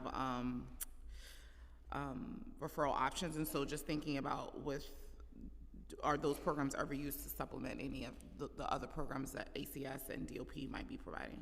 I don't want to call it supplement versus enhance, and also provide additional resources and services to what's happening. Does ACS incorporate cure violence into aftercare for community-based programs such as Close to Homes? So through our credible mentoring program, yes. We do have credible messengers that are at the Close to Home locations as well, integrated there, making, again, meaningful connections to those young people and supporting them in their transition. What more can be done to improve communication between ACS, DOP, and DYCD and the Cure Violence Program? So we are great partners. The program teams speak at times weekly. What can be done to improve it? I think we have a great relationship. Oh, you feel like you guys are doing a great job? I think we're doing. I think we have a really good relationship. I think one of the things that and you know this, Chair Stevens, that we've been working on is how do we strengthen the relationships on the ground locally in community between providers, and that they're not competing, but they are thinking and partnering. Yeah. So we're still working and strengthening those connections, but it's coming across well. So that when they do make that meaningful connection to that young person, bring them back to community, that they can tap into other resources that are happening, whether it's a community center, after-school program, services for the family as well. Yeah, and we should also be thinking about how are we preventing, right? Because again, that's, for me, DYCD, you guys are the first touch point. And so when they get to these places, we haven't done our job well. I'm going to leave it there and open it up for my colleagues. And I think right now, Councilmember Menon. Thank you so much, Chair. So I have a number of questions. I want to start with the Department of Probation. I have to say, as I was listening to the testimony, I was rather shocked by the exchange that you had with the chairs regarding outreach to the judges, or more specific, the lack of outreach to the judges in terms of programming that affects young people. You mentioned that you have this monthly meeting with judges, and the only other aspect of the outreach you mentioned was handing out packets. I fail to see how that is meaningful outreach on an issue that is as important as the subject of this hearing. So why is the agency not doing more to reach out to Defense Counsel, to the Bar Association, to, there's so many different parties that you could be reaching out to, and just handing out packets and expecting that a judge is going to read that, it just is honestly shocking.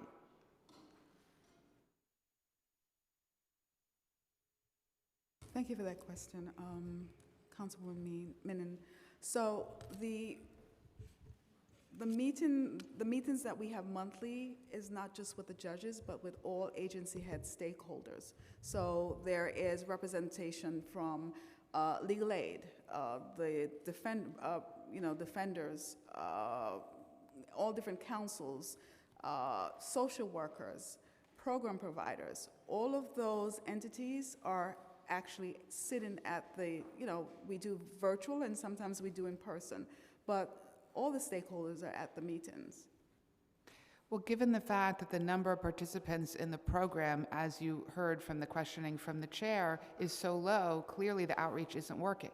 So it seems very apparent that the agency needs to rethink the way that you're doing outreach. Do you have materials that are on site at the courthouse? Are you reaching out to every specific defense counsel? You have the information about these attorneys. Are you reaching out to them directly? What exactly is the agency doing, and what is your plan moving forward to change the way that you're doing outreach? Thank you for that question. So we also, when cases go back and forth to court, our CLOs have the packets that are disseminated to the parties in court.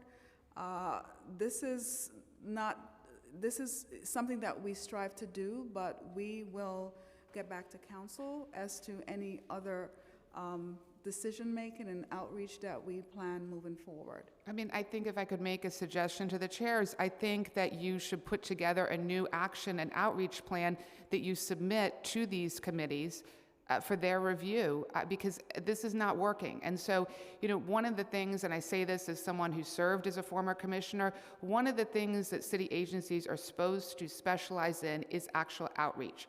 So I'm really concerned about the lack of outreach. I'd love to see a new plan that is submitted to the relevant committees so we can really take a look at that.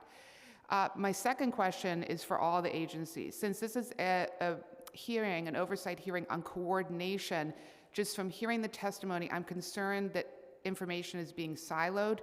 What is the coordination between the 4 agencies that are testifying today? And if you could be very specific, how often are you meeting? But if you could really talk about the actual coordination between these 4 agencies.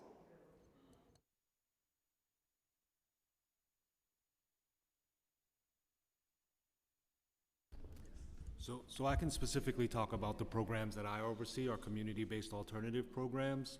We coordinate with DOP on a weekly basis whenever an exploration of alternatives comes in from the court to us. We are meeting with DOP to review that individual packet, which includes an investigation and report, a mental health report, and we make a decision together about which is the most appropriate agency to serve that young person.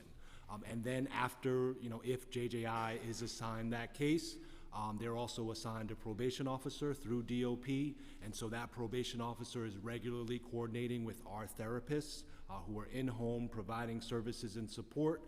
If the DOP probation officer feels like the young person should be violated, they are bringing it to the therapist first to have a conversation about it. Is this something that we can correct before we violate a young person? So we are regularly communicating with DOP on those types of cases.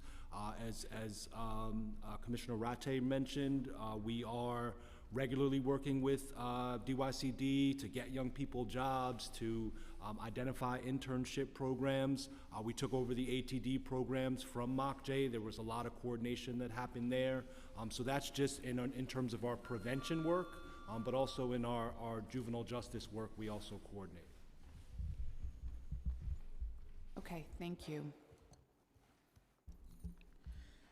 If I may also add, I just wanted to clarify a statement that was made earlier when it came to diversion services. We are not a party to the outcome of the case when the case is referred to the law department, an investigation is conducted, and then if the case moves on to court, there's a CLO sitting in the court part. What can sometimes happen, as both chairs are aware and council members are aware, that the judge can also refer the case back to probation for adjustment services. So there was a memorandum that went out basically, I believe in February of 2024, which states that we want to take a look at the cases, make sure that we are adhering to policy and making sure that we're working with the court in diversion services. So the case can be returned from court for diversion services. Okay, thank you for that, because we had the copy of the memo, and so it was feeling a little frustrated to hear that.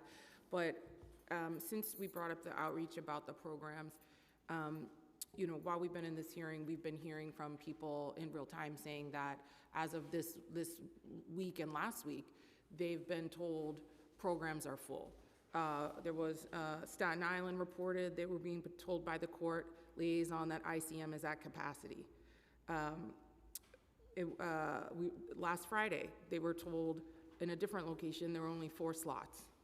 So I don't know if information is flowing up to you so that you're able to fully convey what's happening on the ground. But it seems to be either information is not coming to you, or you're unwilling to say that you don't have slots. And I don't know which one is worse. But it just feels like this has been what's been happening in our last few hearings about these programs and questions about capacity. Is the statements continually saying we're ready, willing, able, we have capacity, but on the ground, people are being told no. So there's something happening, and I'm not here to hammer you personally. I'm just trying to understand what's going on, because these defenders and these program providers are saying this isn't adding up. So it would be really helpful if we could get actual clarification, whether from you or in a follow-up, in a timely follow-up, about what the hell is actually going on. Thank you for that question, Chair Nurse. I met with the managers yesterday just for clarification of, what are the gaps? Why are we finding a disconnect with the messaging? And so my conversation with them was that the ICM referrals to probation were low, and you referenced Staten Island. Staten Island has 4 ICM cases. I'm just letting you know what we're being told on the ground. So I'm not there. I'm not a public defender. I don't spend my days in the court. There are people who do, and this is the information they tell us. There's no reason for them to lie to us. There's just zero benefit to them to lie to us, to say we are trying to get people in programs and out of detention, and we're being told no. There's zero reason for them to do that. I don't know what's going on, but I think you all need to have better communication at the ground level and at the higher executive level of this agency, because there seems to be some information gap that's happening.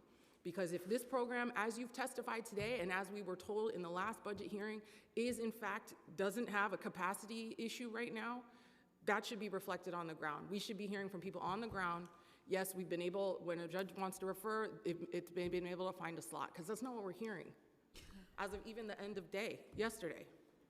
But also, I hear we keep saying the judges, but I'm also hearing from legal folks that the defense attorneys are the one that needs to bring these things up, and they do not know that these programs are not full, and they don't have a list of this information. So again, there is a huge disconnect, and honestly, it feels intentional. So that's where I'm at this point. It feels intentional because the numbers in our juvenile detentions are rising. And we keep saying raise the age. And so at some point, it's like, all right, if that was the case, we're there. So what are we doing to mitigate that? And so again, I think Councilmember Nurse said it. It's not a personal attack on either of you. I think you're just doing your job. But we, as a city, have to just do better. And for me, it's our job to push to make sure that we are doing better. And so that's where we are. But I do want to turn it back over to our our colleagues who are here. Councilmember Aviles and then Councilmember Ressler. Thank you, chairs. I think the one element that we're not considering here right now in this conversation about DOP and the judges and this outreach is that a question of confidence. Have you all assessed whether or not the judges actually feel any level of confidence in the programming that's being offered in order to refer cases there? Because judges are not going to refer to things they don't work or don't know about. And this disconnect is pretty profound. So it leaves me with one of two items. It's either lack of confidence in what the city is offering and or a lack of awareness. And both are lead to some significant work that needs to be done. So how is DOP assessing whether judges are confident in any of these programs, given the numbers of referrals that are happening? It shows no confidence in them. Thank you for that question, Councilwoman Aviles. So the conversations with the judges are happening. They're ongoing monthly and ongoing with the stakeholders. I know that the last conversation that we had with the judges, they spoke about speedy trial and the fact that they need an MHS report before they can move to disposition.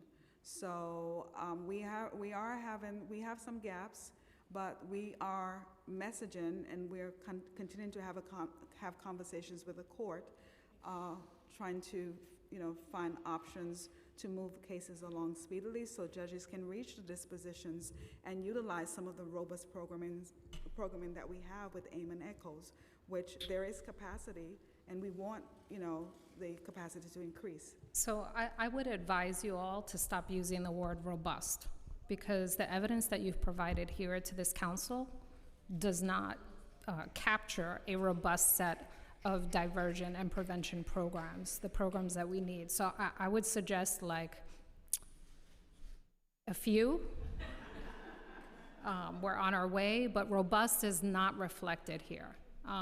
Certainly there's no robust numbers. What we're seeing of robust is the numbers of young people being detained, and that is unacceptable. The city has worked so hard to get our numbers down for juvenile incarceration, and we were innovating, we were closing facilities, and we are absolutely going in the opposite direction, and this is unacceptable. I guess I'd like to note that you mentioned there was a gap in the messaging, and I just want to note that what we're seeing here is a gap in action. We're seeing a serious contradiction. Now, if this hearing is about decarceration, adding beds to the system is not decarcerating. It is the exact opposite.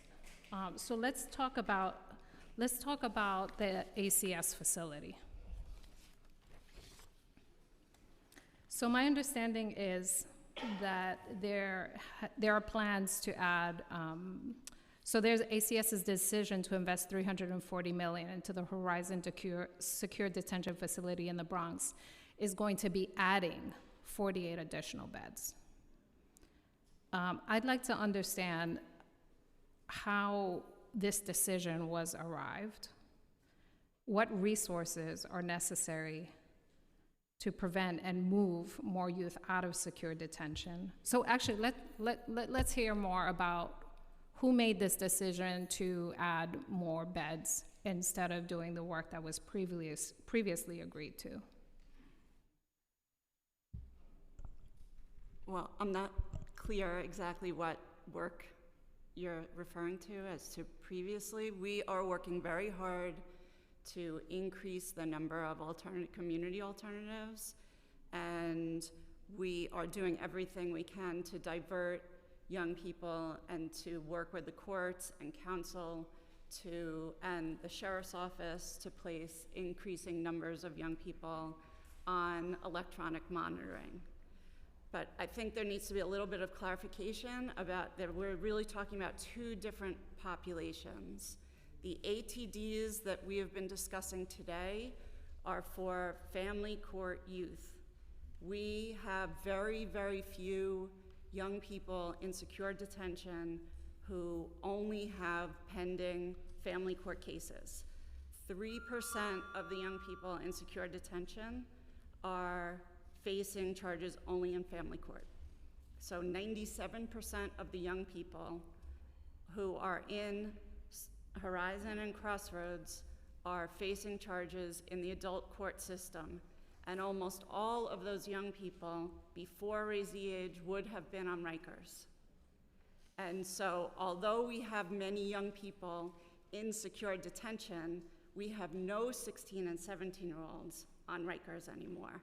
And we're able to hold the 16 and 17-year-olds who come to secure detention until they turn 21.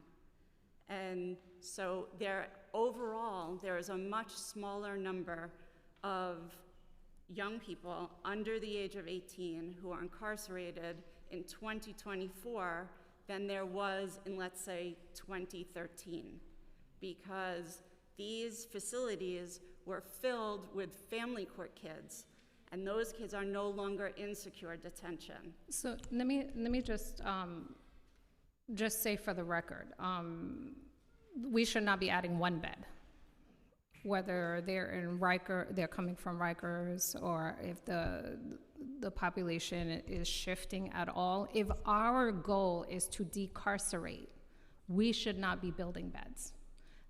Those resources were allocated to, improve a facility. It was not allocated to build additional beds. So if I could just read a couple of questions for the record, and you can either respond. I can't, unfortunately, stay for the responses. It seems like they're going to take a little while longer, but I would like the administration to clearly respond on the record to these questions. So before building any beds or consumption of additional beds, what did ACS do to cut down the population specifically? What ongoing processes are in place to reduce the number of youth in secure detention? What resources are necessary but currently not available to prevent remand or move more youth out of secure detention? How did ACS arrive at the number of an additional 48 beds?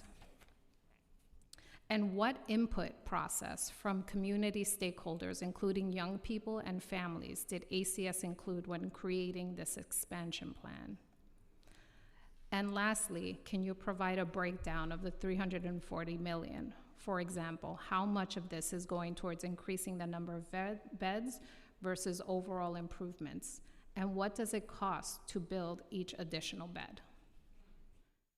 I have many, many more questions, but unfortunately I do not have time. So we will submit them to you all on the record to expect a response from each of you. And they cut across a number of different agencies. But for the record, and lastly, someone mentioned, I think it was DOP around programs for NYCHA young people, and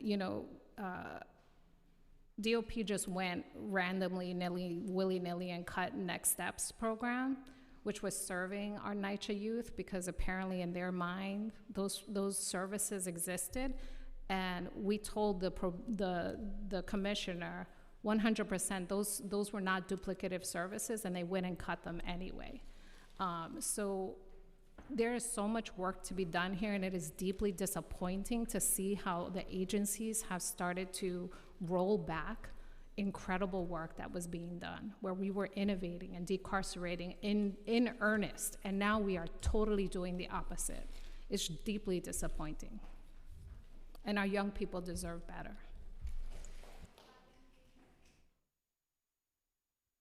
Thank you. Thank you for your questions, Councilmember Velez. I'm going to turn it over to Councilmember Nurse, who has a few questions. Just a couple more questions. And welcome Councilmember Natasha Williams. I wanted to ask about adjustment again, and I wanted to ask about adjustment when top charge is a criminal possession of a weapon. So in particular, can you describe how probation officers assess whether to recommend adjustment when the top charge is a criminal possession of a weapon? And has there been any recent guidance given to POs related to adjustment considerations for gun cases?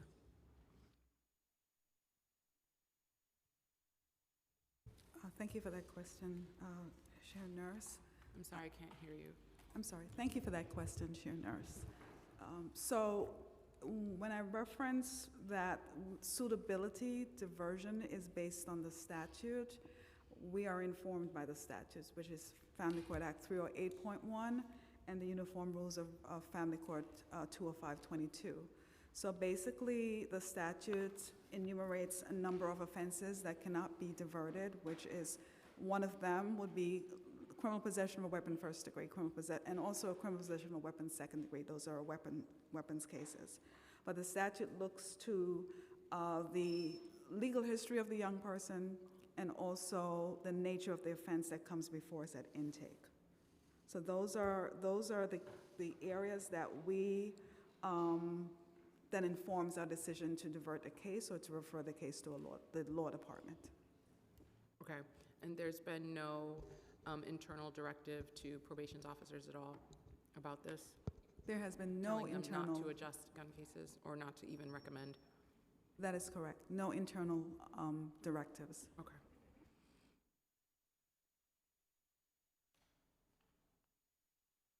One second. So the most recent MMR also noted that the number of enforcement actions conducted by DOP's intelligence unit more than doubled, and the agency has been increasing the number of cyber or social media investigations. What is the rationale behind DOP's recent focus on increasing enforcement actions, specifically in the context of the cyber social media investigations? Okay, thank you for that question. Unfortunately, that is not under my purview. I am not the subject matter expert. Is there anyone here whose Intel. purview it's under? No, there is not. And would you cannot speak to under what circumstances would a probation officer who supervises a juvenile conduct a field visit or monitor social media accounts? All our probation officers are trained to manage risk. So they are looking at social media accounts. They're asking the young people to share their social media links, accounts, names. So they're monitoring that way. So we do have internal engagement with our young people who trust that we're trying to keep them safe as well because the streets are dangerous. So the young people are sharing their social media links with us. But again, I'm not the subject matter expert to talk about cyber intel. Okay, we'll submit this question for follow-up for a more detailed answer. And just my last question, because you alluded to it in your testimony about the reporting requirements in Intro 87 and 977. And I wanted to state for the record that nobody here in the council likes to do reporting bills. In fact, we hate it. It's not the legislation that we love to go home and tell our constituents, oh, we're getting an agency report on information that we wished they would willingly just share with us when we ask them questions at a hearing or when we're doing government-to-government interactions. But you're saying that the frequency is too much. What would be your alternative proposal for us to get this information that we seem to struggle to get, if not through a reporting that was frequent?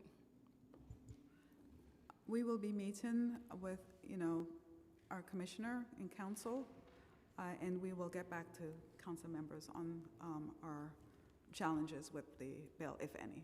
Okay, it would be helpful to have any specific operational barriers because it's just data. Okay. Those are my questions. Councilmember Ressler? Good afternoon. Oh, good afternoon. Yeah, more or less. Thank you, chairs, for pulling this hearing together. There was a lot of data points that were shared around our census and the trajectories and comparisons to other cities in the opening testimony. I just want to make it crisp. The current census today at Horizons and Crossroads is 240. So since the mayor took office in January 22, the population was? When the mayor took office in January of 2022, the population was 152? 152. So what we're talking about is a 125% increase in 2.5 years in office in the number of kids who have been jailed on any given night. Is that correct? Apparently, yes. It is. Thank you for the record. So what's your plan to reverse this?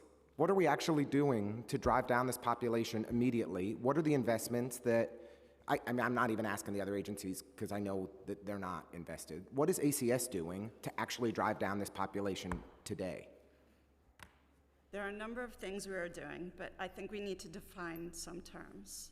The young people who are in detention are in on very serious offenses, the vast majority of them. So 1/3 of our young people are facing attempted murder charges, 1/3 murder charges, 11% gun possession, 18% robbery charges that involved a gun. So we are working with the courts to ensure that young people whose cases can be removed and can be stepped down to non-secure detention, that consideration is being made. We are working with the Sheriff's Office to ensure that young people who can be interviewed for electronic monitoring, those orders are being made by the court. I hear you, but I'm not seeing any progress in our census, right? We have a census that keeps going up, that has been up and up and up. The number of gun charges year over year, according to the mayor's management report for these minors, went down, and yet the number of kids who were jailing went up when we've heard repeatedly that this is the main issue. So I'm just troubled that we can't cite specific investments, tangible actions that we are taking beyond we're talking to the law department, we're talking to the judges. I think we all want to hear what are the actual steps, the programs, the initiatives, the referrals that we're making to reduce the number of kids that are incarcerated. Well, let me actually go to impact, because I think there were some questions about next steps. There were some questions about arches, but I think the program that would make the biggest impact in reducing incarceration, the program that would make that's, I guess, cute. The program that would make the biggest impact in reducing our youth incarceration, which again has skyrocketed under Mayor Adams, is the impact program. And I know, ma'am, that you said that you're not prepared to speak to any of the programs that the Department of Probation runs and why they've been cut. But I'll just ask again, are you or is any of the other people here from the Department of Probation prepared to answer why the impact program no longer exists and how consequential it would have been in reducing incarceration today, unnecessary incarceration today?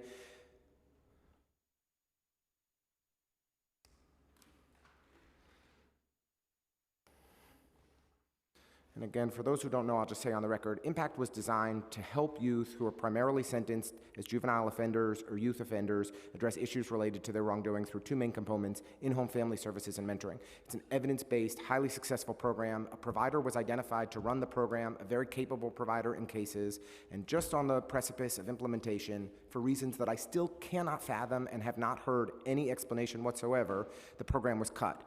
It would have made an enormous difference in addressing the overcrowded conditions and the skyrocketing rates of youth incarceration that we're experiencing under Mayor Eric Adams. Does the Department of Probation have any explanation for this at all? Thank you for that question. Thank you. Councilman Ressler.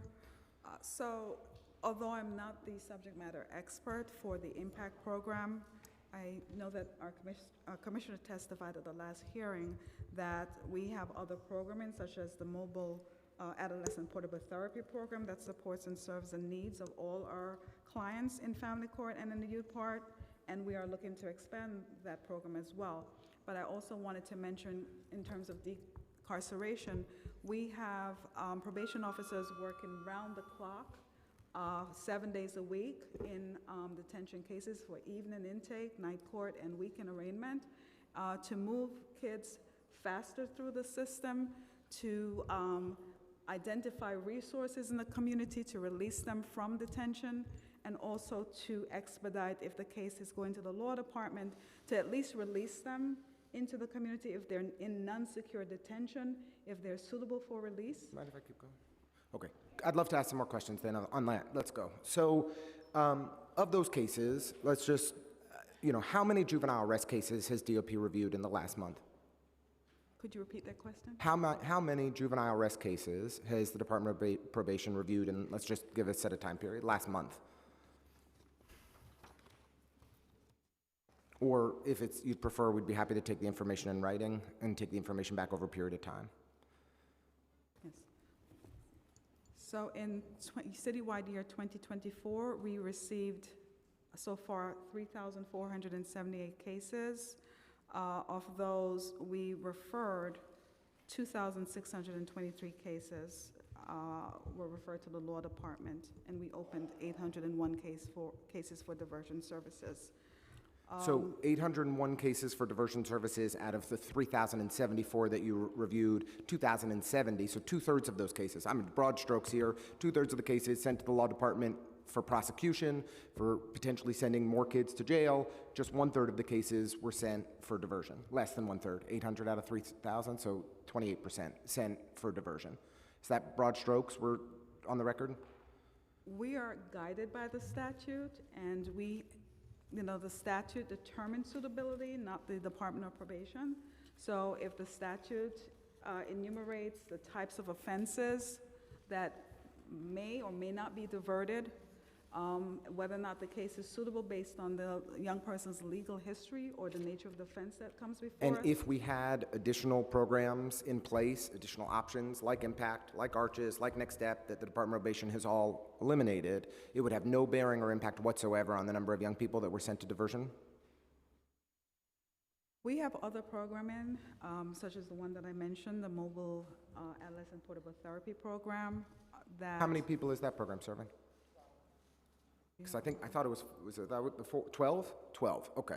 So that's great that there's 12 kids in the program, but we're talking about a program that's jailing 250 kids tonight, 240 kids tonight in our detention centers. So we had 3 very effective, successful programs that this leadership at the Department of Probation under Mayor Adams has cut, and we still have no reasons or explanation for them despite the success of those programs. The Impact program in particular would have been most consequential in reducing incarceration. We had a great provider lined up, the funding was in place, and then unilaterally, all of a sudden, without explanation, the program is gone. And I just don't understand it. And I don't understand when ACS is literally bursting at the seams, and I'm going to come back to you in a second, why we would ever cut these programs that allow for more diversion opportunities and reducing incarceration further. We've seen a 125% increase in kids sent to jail since Mayor Eric Adams came into office. We could have reduced that number if we just funded the diversion programs that work, but we've chosen not to. And I just don't understand how any of this makes sense. To emphasize again, Councilman Ressler, suitability diversion is based on the statute. The statute informs our decision. If we are diverting a case, we have to look at suitability and what the statute provides as suitable. If the case is a designated felony, the case has to be referred to the law department and to court, and only the court can make that decision to divert a case. And I appreciate that you're not responsible for running these programs. You explained that clearly to Chair Nurse earlier. I wish that we had the appropriate team from DOP that was here to answer those questions and to speak to this because it's so central to the purpose of the hearing. And so I'm just a little confused. I appreciate you being here and appreciate you trying to answer our questions, but I'm just a little confused how we don't have the right people in the audience that are coming up to the panel today to join us to answer these questions if it's not in your portfolio or why they wouldn't have been sent here in the first place. It makes the whole experience a little frustrating. So I just want to come back on ACS for one more second if that's okay, and then I'll shut up. Could you just go through with us the status of ACS's waiver from OCFS that allows the young adults, the kids, to sleep in classrooms? Is that currently in place? Yes, it's effective till November 8th. November 8th. And we have capital projects planned to expand the legal capacity of the number of kids that were permitted to jail in our youth detention facilities. Could you speak to what your intentions are for how big we are growing these new jails and the amount of capital money that's associated with the renovations to expand these new jail facilities? We have plans to build a 48-bed facility with additional programming and educational space. It will have space that is appropriate for the age group that we have. We are essentially creating an emerging adult facility for the population of emerging adults whom we are holding.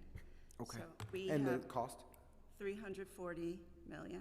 $340 million. So I'm going to say this in closing. We're spending $340 million to expand our youth detention by 48 beds. So we will go, because when you build the beds, we're going to go from 120-something beds when the mayor came into office, 240 today. We'll be at 300 beds or so at the conclusion of this project. We will have nearly tripled the number of kids that we're sending to jail. We're going to spend a third of $1 billion on this project. We could have spent tens of millions of dollars over years to reduce the number of kids that are in jail, but the Department of Probation has cut the programs. We have kids currently sleeping in classrooms that we've had to seek a state waiver to allow for that don't need to be there, but the Department of Probation has cut the programs. I just think we should restart these programs under ACS. We should fund them properly. You all are responsible for managing the census. You all should be responsible for investing in the preventative programs that keep our young people out of jail. I wish we need an agency that's committed to this. I don't know where else to look. So thank you, chairs, for the hearings. This is a really, really important topic, and I really appreciate both of your leadership on it. Thank you, Council Member. I just want to jump in because I feel like the three of us have just been harping on this same lack of investment in this program, and we keep being told the statute describes what you can recommend, and it just feels like all throughout this time that I've been chairing this committee, DOP repeatedly just kind of avoids taking responsibility for the situation. You're not screaming loud enough about the programs you have. You're cutting the programs. You're saying you don't have jurisdiction, basically, but I have what you sent over last night, and there's so many factors in which you can consider whether or not you want to recommend or not. A gun charge is just one. There are so many other factors in here that you could be considering and saying, we recommend this case be adjusted. You all have every right to say, this person should not be in detention. We recommend this to be looked at again, considered through all of these lenses that are prescribed here, and diverted. And I'm just feeling like there's a lack of responsibility being taken here at all. Not just with youth, but with the adults as well. In all of our hearings, we've heard DOP has one of the biggest roles to play in decarcerating our city. Your folks are not even paid well enough. You probably don't even have enough folks, but you're also just not stepping up and taking responsibility for it. And it's just really shameful. You're saying, what is the suitability of diversion? You have a ton of factors here that you can look at and say, this person is suitable for a diversion program. And you're not doing it. And certainly with 12 people in just one program, that's just a failure. So I thank you for sending over these guidelines, but we got them last night. There's a lot here to consider when looking at someone's case, and it feels like you're not considering it fully. Well, thank you for that question, Chair Nurse. But we are considering all the factors that are under suitability. And what we're seeing are young people that are repeat offenders, young people that are not suitable for diversion services based on the statute. So I understand your concern, but we are guided and informed by the statute. So we're not just looking at the enumerated factors, we're looking at the young person's legal history and whether or not they have an extensive legal history that warrants other intervention and other avenues. So we are looking at all the suitable factors.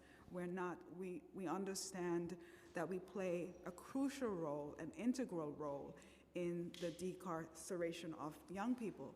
But again, we are guided by the statute.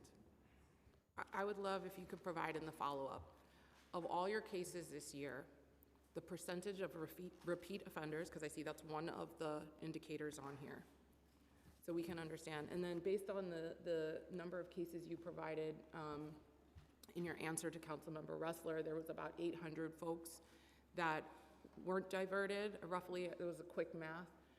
We'd love to know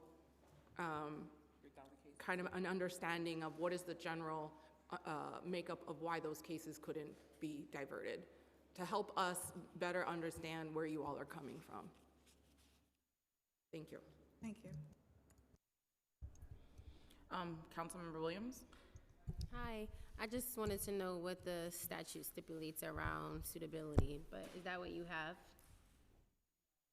Oh, okay, can you share what the statute stipulates around suitability and what, I would say, subjective flexibility do you have to even interpret the statute? Because, you know, I think there's some levels of subjectivity that you have to interpret, or not. Maybe you don't. So that's the question. Thank you for that question, Councilwoman Williams. We do have, and we can share the suitability factors with council. It's a long list. And do you have any subjectivity to interpret the statute, or is it objective in nature? Like, if this young person, you know, is a repeat offender, is that a hard line, or are there other things that you can interpret within the statute to potentially divert that young person? That's an example, but I'm just trying to understand based off of my even though I was listening, even though I wasn't physically here, I was listening into the hearing. So just based off of listening to this discussion, trying to ascertain if any at all flexibility you have in your decision-making power to divert, because that seems to be like the place of contention, especially in your response when you say, okay, well, we're bound by a statute. Great, we all know there are rules and laws we have to abide by, but what, if any, flexibility do you have when you're interpreting the statute and making recommendations to divert? Thank you for that question, Councilwoman Williams. We don't have any subjective thoughts to this. It's the black letter of the law. So again, I will be more than willing to share the suitability factors with council because the statute is very clear on the types of cases that must be referred to the law department and the type of cases that we can consider for diversion services. So it's the black letter law. Okay, thank you.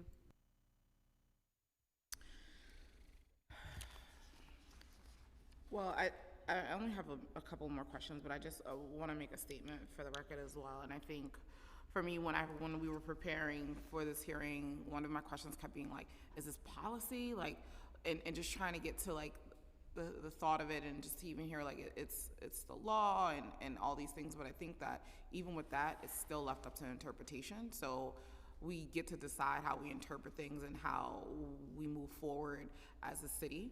And if we are if we're saying we want to decarcerate, then we will do the things to do that. Because if you look at years past, DOP was thriving and bringing in more programs. Like that was what was happening. There was a programs coming in, it was a plethora, it was a direction that they were going. And so now I think the frustration is when we're seeing that programs are being taken away. And by the way, I also want to note that even in prior years, the programs also had very low enrollment.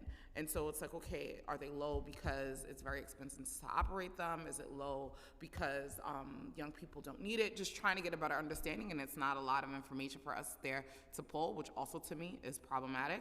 But for me to see that we are eliminating programs that we know that are working, it starts to feel intentional. And so if the numbers are rising in the facility and forces ACS to then have to expand because we don't want to have young people sleeping in classrooms and we don't want them to be uncomfortable and not have enough space, then I think that we have to take a moment to stop and evaluate, which we don't do in the city, which is why it's the most frustrating thing ever, because every response is always like, well, things have been different since Raise the Age. So at what point do we say, okay, let's stop, evaluate to see, we have a new circumstance, we have a new law that's in place, so let's evaluate to make sure that we are doing all the things that we need to ensure. And I know you guys say all the agencies meet once a week, but is that effective, right? Have we stopped to say, like, is this working? Does that make sense? And so it's just very, for me, frustrating, because it's like, I don't care about any of this. What I care about is that young people are in detention. Everything else to me is null and void. My goal is always to protect and advocate for young people. And so I just want to just say our frustration, one, is not at people individually, but I run around the city and say, I am in charge of all the babies now, right? I have DUSC, I have ACS, and they're all my babies. And so for me, if we have 240 young people detained every night, I have 240 babies that are mine detained. And so I take it personal. So I think that's some of the frustration. So I just wanted to state that before I ask these last couple of questions.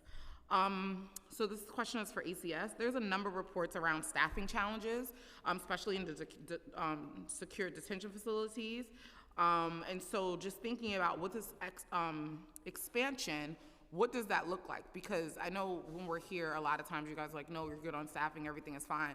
But then again, we're hearing on the ground that is not the case, that you are understaffed, staff is stretched thin. And so what does that plan also look like, and trying to see how we're gonna move forward? So our staff retention rates are better than they have been. We hired 262 youth development specialists in 2023 and 126 in the first 5 months of this year. And we are seeing fewer of our staff going out on workers' compensation. We're seeing more staff who we are hiring staying. So we are hopeful that that trend will continue and that we will be in a position to fully staff the additional space. And I think that even with that is frustrating, because we know this ecosystem of staffers, and one of the things that our nonprofits are always screaming about is that the staff is being stolen because of pay parity, which is a huge issue. And so even with this expansion, how was that considered? Because it's gonna throw the equilibrium off, because people are going to leave the nonprofit work that's, you know, in those facilities and working with those youth there to go there because it's more pay. So even with this, and I think for ACS and all city providers, like I feel like sometimes you guys don't think about that, because a lot of times they'll leave the nonprofit to go to you. And so how are we assessing the ecosystem when we're expanding to understand that it's gonna have negative effects in other parts of the system that you also fund and supervise and have to be a part of? And so just trying to think about how is that also being assessed and brought into the conversation. So we're actually having these conversations. We're in regular conversation with the provider agencies that run our non-secure detention and non-secure placement and limited secure placement close to home. And we do understand that there is not an infinite pool for these positions. It is not our goal to fill all of the 48 beds in the new facility. It is if you build it, they will come. It is our goal to build age-appropriate spaces for our young people so that we can move them out of the current spaces where many of their needs are harder to meet and into spaces where they can participate in larger classrooms, have access to dedicated vocational spaces, have better and larger mental health treatment spaces and medical spaces. And listen, I've had this conversation, I've said this on record, off record, and all the places. I understand the need, right? But for me, if we would have done the work and not cut the programs, we wouldn't have the need now. So we're at a place where it's like, do we want kids sleeping in classrooms, or do we want to have to build a facility? And it's like, we have set it up so we can get to this place to say, well, what do you want? And so, you know, here we are. So that's my take on it. And here's the thing, you as ACS, it is your job to make sure the kids are in a safe space. And so, of course, you don't have much of a choice, but I think that that's why the frustration is DOP, who has the power to actually reduce the numbers, that clearly is sinking. And I'm not letting DUICD off the hook either, because if we had programs that was keeping these kids from getting involved and having these gun charges, then that would also be helpful. But obviously, it's not working. So for me, it's the frustration of it all. So DUICD would like to come back up to the front. I have some questions before I close out.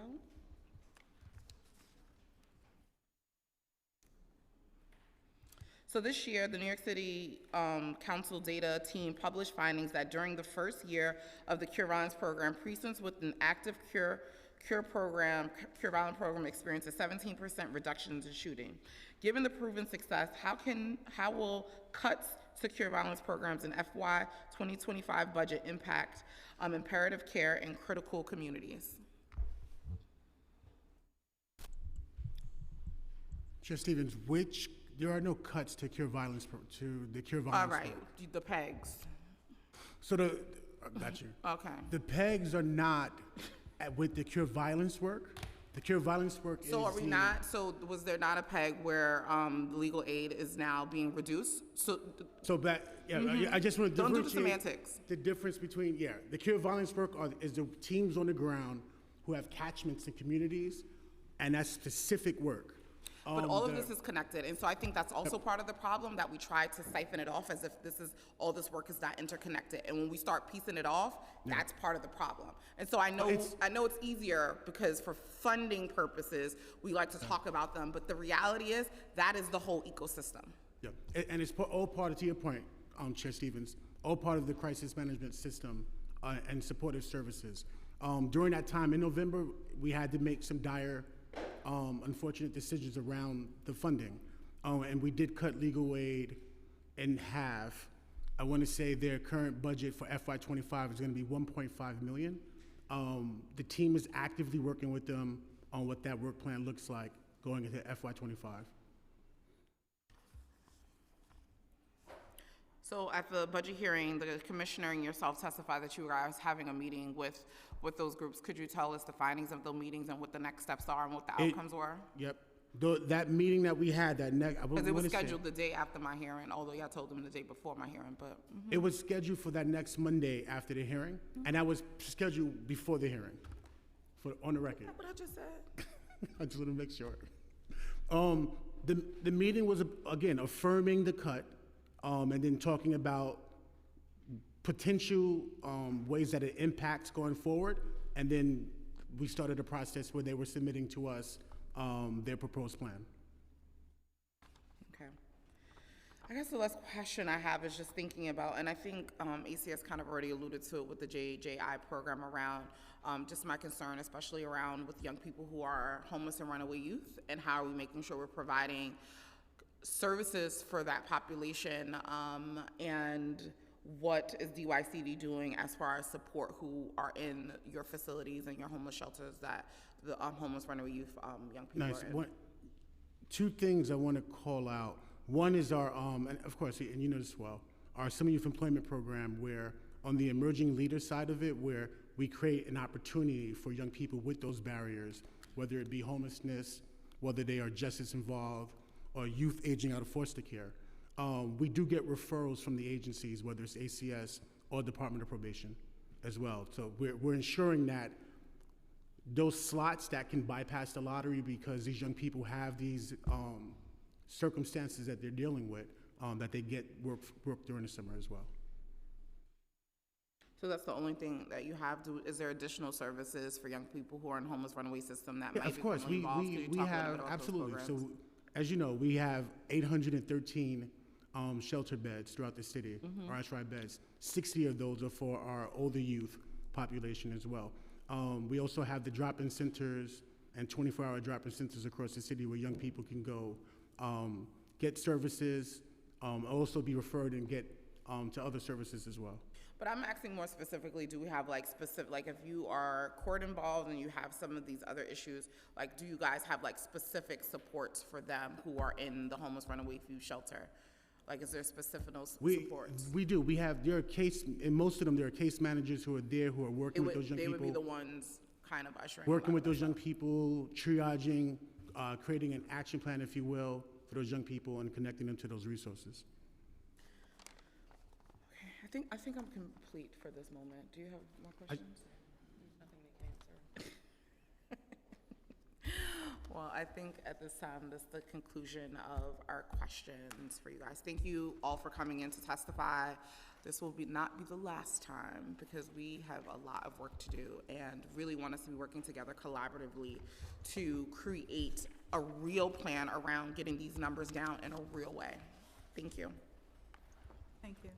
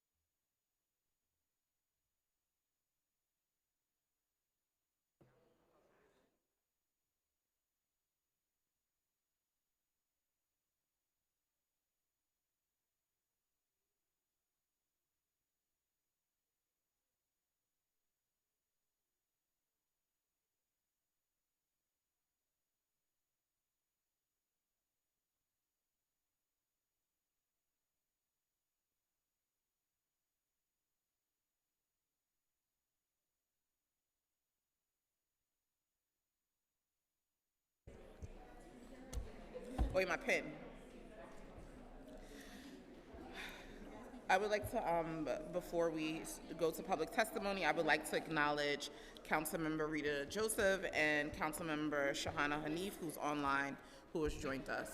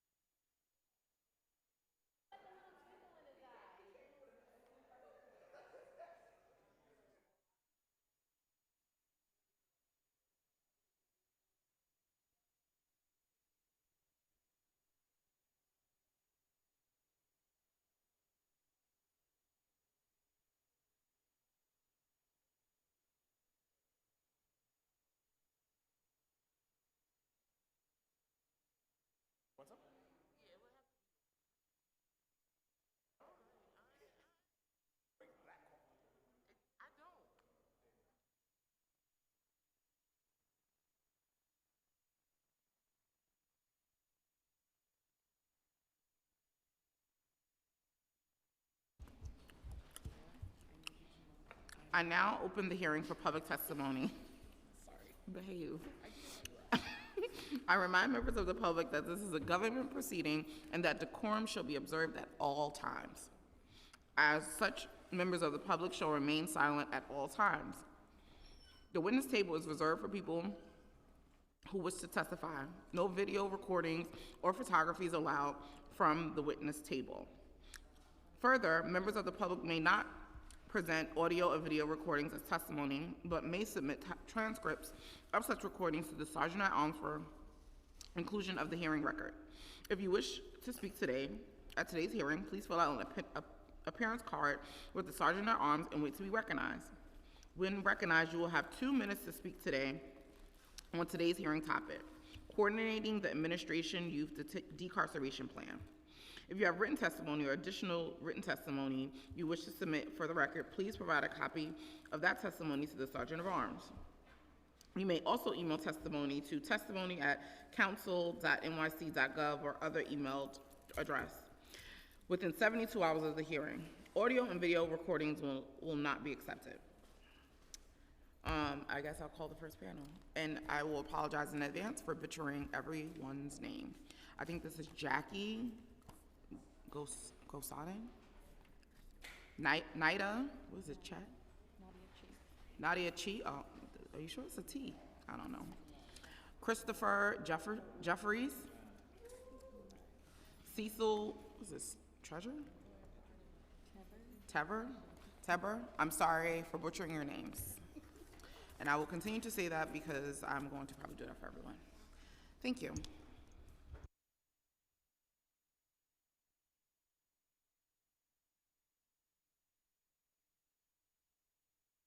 You may begin, and anyone may begin. Can you guys hear me? Okay. Thank you, Chairs Nurse and Stevens. My name is Jackie Gazdigian. I'm Supervising Policy Counsel with Brooklyn Defender Services. I've also been a public defender for 15 years, and I work closely with our adolescent representation team at BDS. Our adolescent representation team works to eliminate contact with the criminal legal system for court-involved youth aged 18 and under. In order to decrease the population of incarcerated youth and break the cycle of re-arrest, it is imperative that we focus on alternatives to detention and keep our young people in the community with their families while providing them with the supportive services they need. Once a young person is arrested, as you heard, they may be able to access an ATD or alternative to detention program. In Brooklyn, that program run by ACS is Good Shepherd, which provides mentorship and guidance for our youth, but this space is extremely limited.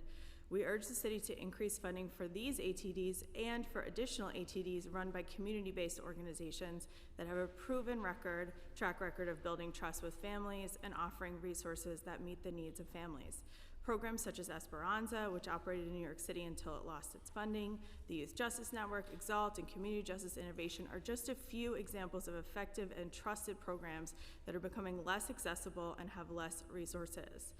Also, according to the director of our adolescent representation team, both ICM and Good Shepherd are full in Brooklyn. She was told this morning that there are no spots available in either. Raise the Age is working, and youth crime has consistently decreased since Raise the Age implementation in 2018. But we must truly invest in programming to support these reforms. For example, the youth parts in Supreme Court are severely lacking in resources needed to effectively divert youth from incarceration.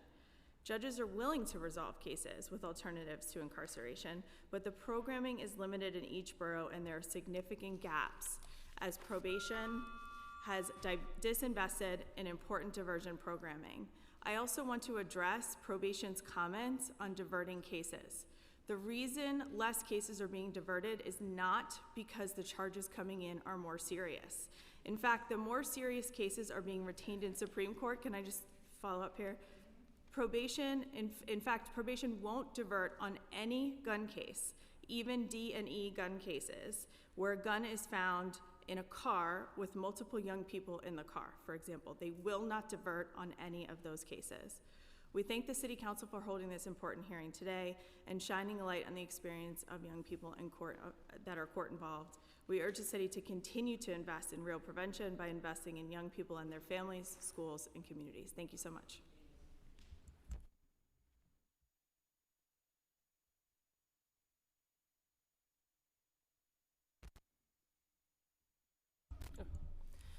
Good afternoon, and thank you for the opportunity to testify today. I'm Nadia Chait. I'm the Senior Director of Policy and Advocacy at CASES. I want to thank the Council for your commitment to attempting to get answers for why the IMPACT program was canceled. And I'd also like to highlight something about the program that has not come up. It is true that we also operate adolescent portable therapy. We believe in the program. In-home family therapy is an important service for young people who are experiencing interaction with our criminal legal system. However, IMPACT was a two-part program. One part of that was in-home family therapy, but the second part of it was credible messenger mentorship. That is not a part of APT. It is not something we are funded to do under APT, and it is critically important for the kinds of young people who would have been served in IMPACT to have that service, to have a trusted individual who has, in many cases, quite literally walked in the same places and the same shoes as that young person, and who has changed their life, and who can really connect with that young person on a deep level around alternatives that are available to them to help them turn away from violence. So I did just want to highlight that.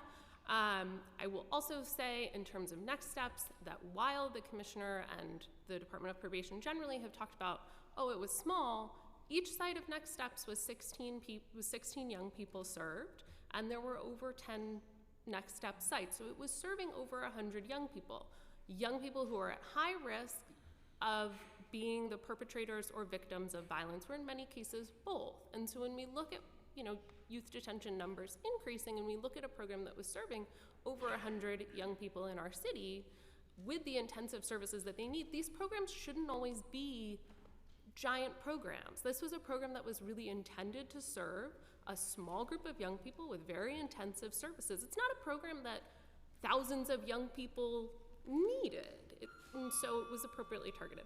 Happy to answer additional questions about our programming, and I thank the Council for their focus on these issues. Good afternoon. My name is Christopher Jeffries, Chair and Committee. Thanks for having me. I'm currently a youth advocate for a nonprofit organization called Bronx Connect. Previously, before my tenure here, I was a youth development specialist in Crossroads. So I'm speaking from a standpoint of comparison and contrasting between the two.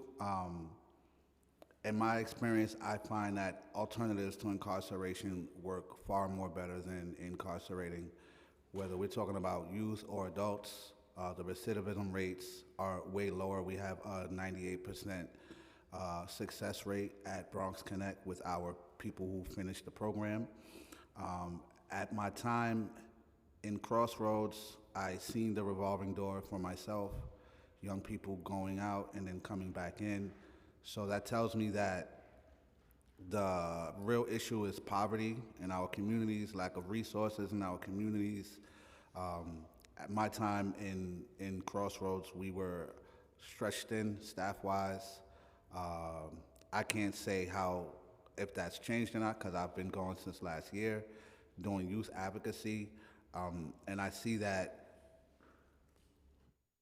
ATI provides more resources than incarceration. We help with family functional therapy, individual therapy, OSHA training, all sorts of other resources, trainings that these young people can utilize once they leave the program. And I just wasn't seeing too much of that inside of Crossroads. It's more of a jail setting, so they don't get to learn the things that they need. There's no law library for them to study their cases. If the school teachers decide not to come to school, they don't have classes for that day. Yeah, that's my time, so thank you. Hi, good afternoon, Chair Stevens, Chair Nurse, and committee members. My name is Cecilia Tuber. I am a community organizer at Bronx Connect with my fellow colleague, Christopher Jeffries. Since 1999, we've served over 2,000 young adults and youth in New York City, which has been amazing. So at Bronx Connect, our Alternative to Incarceration program is one of our most successful. And the purpose of incarceration is to hold individuals accountable for the crimes that they have committed, and also just to deter them from reoffending upon their release. What we're seeing is simply that incarcerating young people is not working. It's actually leading to, more incarceration rates or higher incarceration rate. And actually exacerbates the person's situation and can make them, more likely to offend. So what actually works is looking into the why and addressing those issues. This is exactly what programs such as ATI, ATDs, AIM, things of that nature do. At Bronx Connect, youth in these programs receive proper mentorship and wraparound case management, and also, as my colleague spoke about, all the other,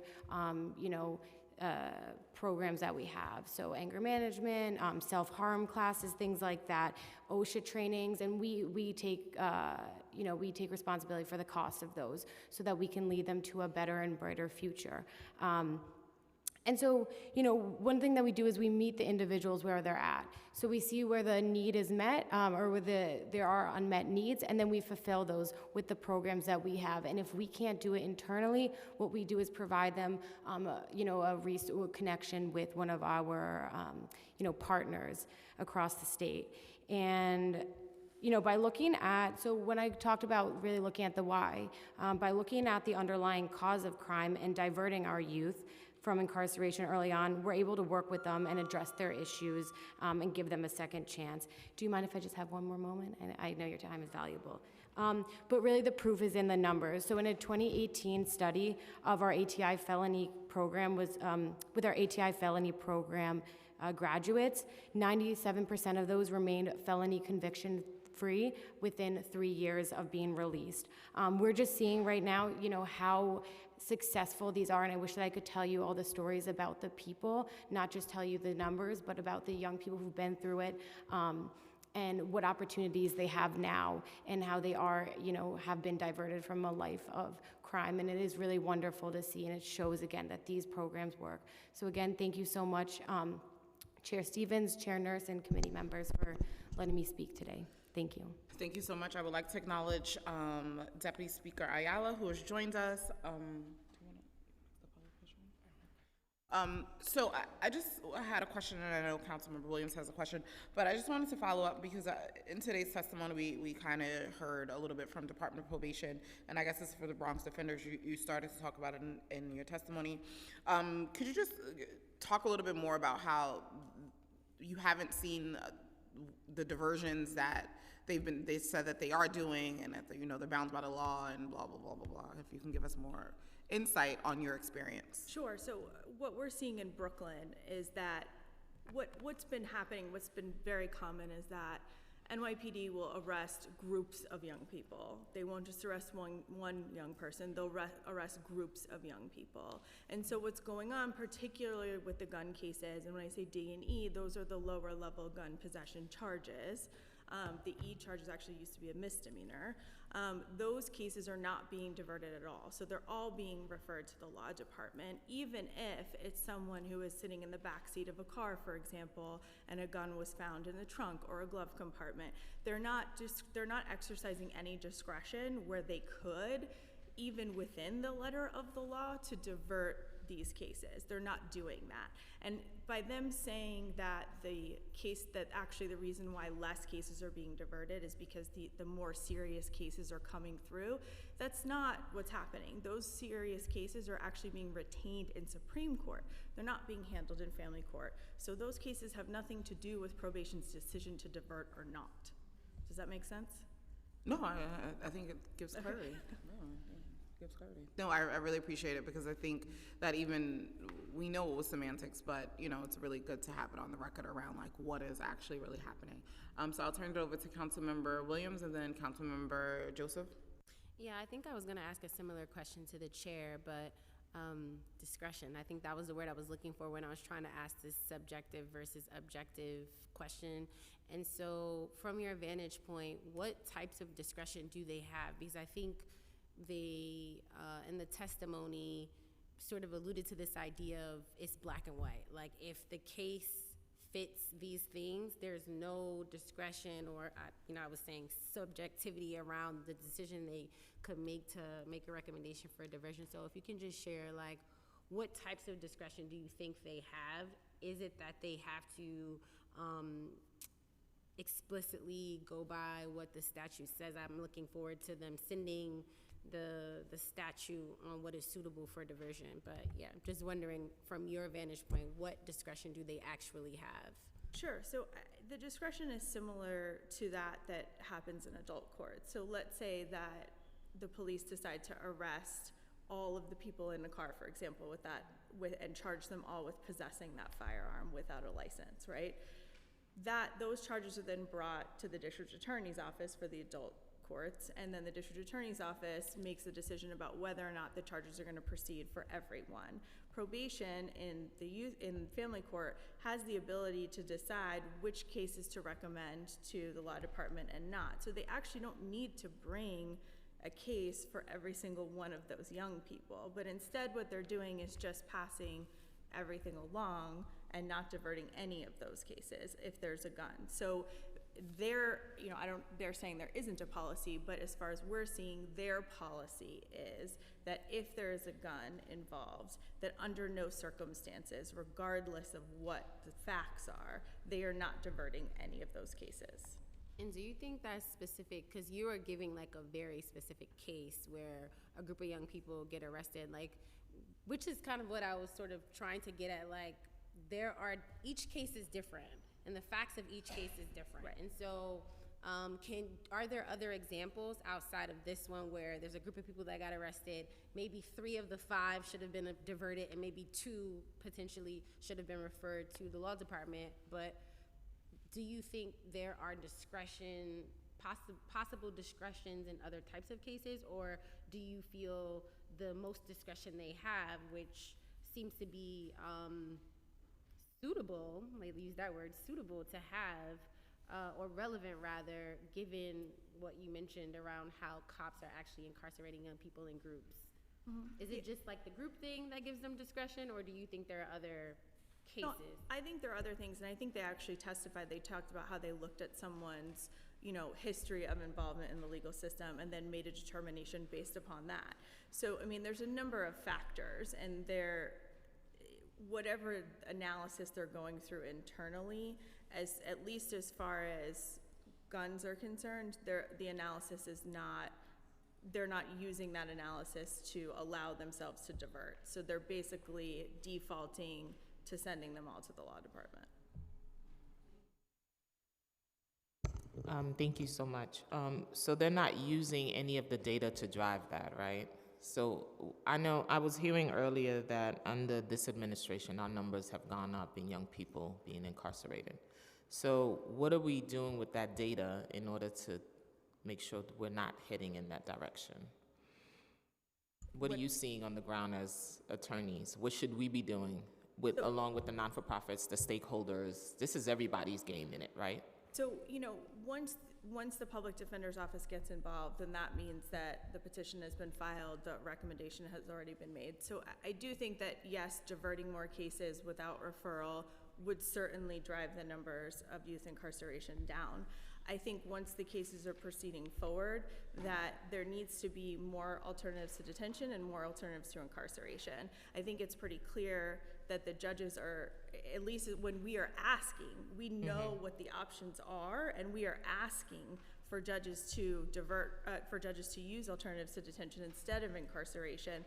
And in many cases, they are willing to do so, but then they're being told that these programs are full, either ICM or Good Shepherd, which is the ACS-run program in Brooklyn. How many can Good Shepherd take in? I don't know what the actual number is. I mean, what we were hearing, that the space is unlimited and that they don't, I think they said that they had not had to turn anyone away. Yeah, it's unlimited now. It's expanded. They can take anybody. They what? They said it's expanded. It's limitless. So those are the things that would dramatically help. And the programs, especially the people sitting next to me at this table, I've worked with these programs. They're incredible programs. and the options are just not there. They need to be expanded, not just for this one ATD program, Right. for other community-based programs that run successful ATDs and ATIs, for us to be able to get, I mean, we don't have the authority to place someone. The Right. judge has to do that. And so, you know, that option has to be there, and it has to be something that the courts are willing to do. And they should have these programs across the borough. Correct, To make yes. sure, is that what, do you know where Good Shepherd is located in what borough? Brooklyn. Brooklyn, and what's the other models that they have that do work? Bronx, The other, go ahead. and that's it? We have a location also in Staten Island and Manhattan as well, so we keep expanding. Yeah, So we can serve, the population. I can say we operate the Choices program, which is an ACS ATD in Manhattan and the Bronx, and there are other service providers who operate it in the other boroughs. But I think what you're hitting on, council member, is a real lack of investment, not Correct. only in the ATD and ATI infrastructure, but also at the earlier stages. And so I think when we look at what we need to do, it's not just restore the cuts Correct. and invest in some of the programming that's, you know, been subject to these cuts, but it's really building out the robust services that our young people need, and our city was doing that and, you know, was adding supports, and then has really kind of moved away from that in a way that's very harmful for our young people. Very harmful, as we see the numbers have doubled up in how many of the young people entering these juvenile detention centers. So we got to go back and look at it, and that data should have been driving that policy, right? And I don't think they're doing that. You usually use data to drive your policy, your legislation, but I don't think they're doing that. So what are your thoughts on? You said investment, but it also have to expand the the ecosystem. So there's not enough providers, not enough, a lot of everything, right? Even the job training for young people. Are they also looking at underlying causes that's leading these young people into these spaces? Yeah, so I mean, I can speak just in terms of programs. I'll highlight a program that we run called ACES, which is for young people. We operate in East Harlem and the South Bronx. You know, young people who are at high risk of being involved in violence, victim or perpetrator, who may well be carrying guns. And it's a really effective program. You know, it's for young people who haven't been engaged by other programs. And we get referrals from a variety of sources, and we show up at your door. It's voluntary, but we show up a lot. Right. We're not just like going one time and saying, hey, I heard you don't like other programs, but do you want to come to ours? Right. We're showing up over and over again. And so we're ultimately able to enroll young people, and actually our second highest source of referrals for the program are young people who are currently in the program referring their friends, which I think is a testament to its success. And yet, we have continually had to scramble for funding to keep the program going. We would love to expand the program to cover a wider geographic area. It currently only serves young men. We would like to have a track for young women. But we're just constantly fighting just to keep it going. And I don't think that's unique. I'm sure Bronx Connect can speak to, you know, some similar challenges that they're having. But just as Councilmember Stevens said earlier, you know, we're always like rolling out pilots and rolling out new programs. Correct. And then it's like, what happens? How are we actually scaling? We have a lot of great things that work, but how are we actually scaling them to meet the needs that we're seeing? And in many cases, we're just not. Yeah, I might add on really quickly as well. So Bronx Connect also has a program for at-risk youth. So we have a contract with some schools in the South Bronx. That's where we're located. We're on 149th. And we work with them. We have a department that works with them throughout the year, and it's called YN, Youth Empowerment Network. And so then for the summer, for SYEP, we have an internship where we provide, you know, all these different programming for them throughout, so it keeps them off the street, but also we teach them things, and we see how beneficial that is. And also, once the great thing about these programs and these organizations is once you're involved, it's very easy for you to be connected to other opportunities. For instance, Christopher and I run a youth council, and the youth council is actually, we work with young people that are part of our programs already. So we have youth from our ATI program, ATD, and YN, and we meet them through, you know, these summer programs or just throughout the year, and actually get them involved in making change within their community, meeting elected officials, having all these other opportunities that they didn't previously have access to. And something we see that is successful is that we're seeing these young people continuing to come to us. We have 3 young people currently in our youth council who were in our alternative to incarceration. Their cases were closed.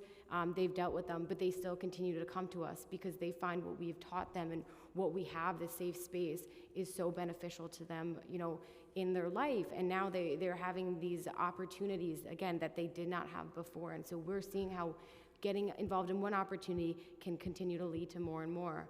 So that's just really wonderful to see. Thank you, and the preventive work is also important. Exactly. Thank you very much. Thank you, chairs. Thank you. I just had one question for cases for impact. I mean, what, just for us to know, because we just ask about it all the time, and do you have any specific written communication from this administration that described a rationale, and what have you all done in between that program being fully taken off, like before the program not being able to launch?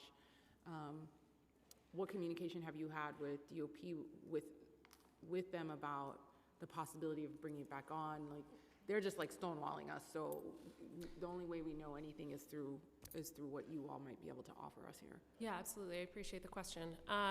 So our termination letter, the letter terminating the contract, which we got in September of 2023, did not provide a reason or rationale for why the contract was being cut.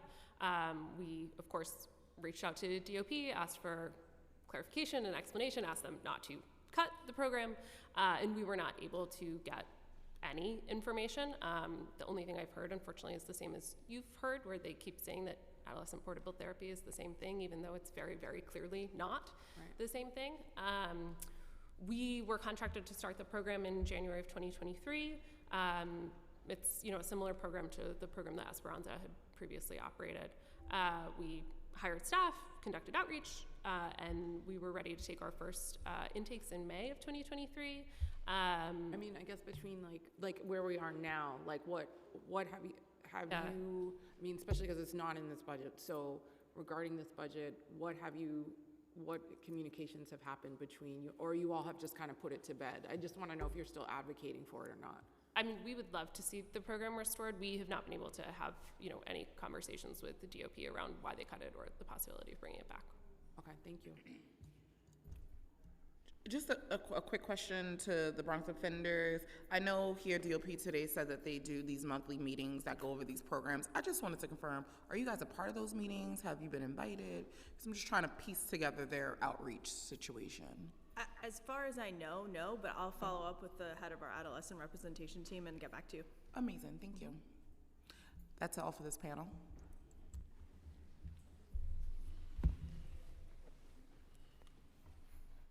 Next up, we have Emma Lee, I don't know if this is a C or a G. Emma Lee Kling, Jeanette Bocanegra, Jose Perez, Kongji Reed. Again, I apologize for messing up everyone's name.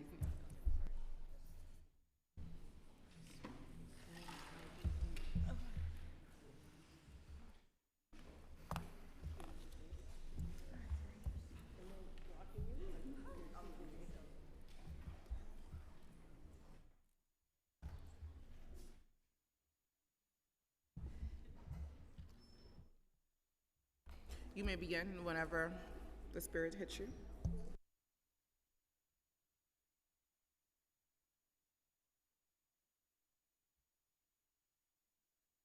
I can start. Chair Stevens, Chair Nurse, and members of the committee, thank you for holding this important oversight committee. I'm Emily Klinger, and an attorney with the Special Litigation and Law Reform Unit at the Legal Aid Society Juvenile Rights Practice. I do refer you to our fuller written testimony, but I will highlight some of the points this morning. I strongly urge the City Council to ensure adequate and effective services are available to all young people involved in the criminal and juvenile legal systems. We have serious concerns about this city's significant cuts to alternatives to incarceration programs, as noted in the decline in probation's adjustments and in community monitoring known as ICM. As a specific aside, we also, as mentioned by BDS, we have also been told that ICM has no capacities in a number of boroughs as early as this morning while testimony was going on. The city's massive investment in building a nearly 50 additional bed secure detention facility annexed to Horizon is also a serious concern we have and cuts against decarceration efforts. We can and must reduce the number of youth in detention. Social science has shown that it will make a commitment to communities safer and lead to better outcomes for youth.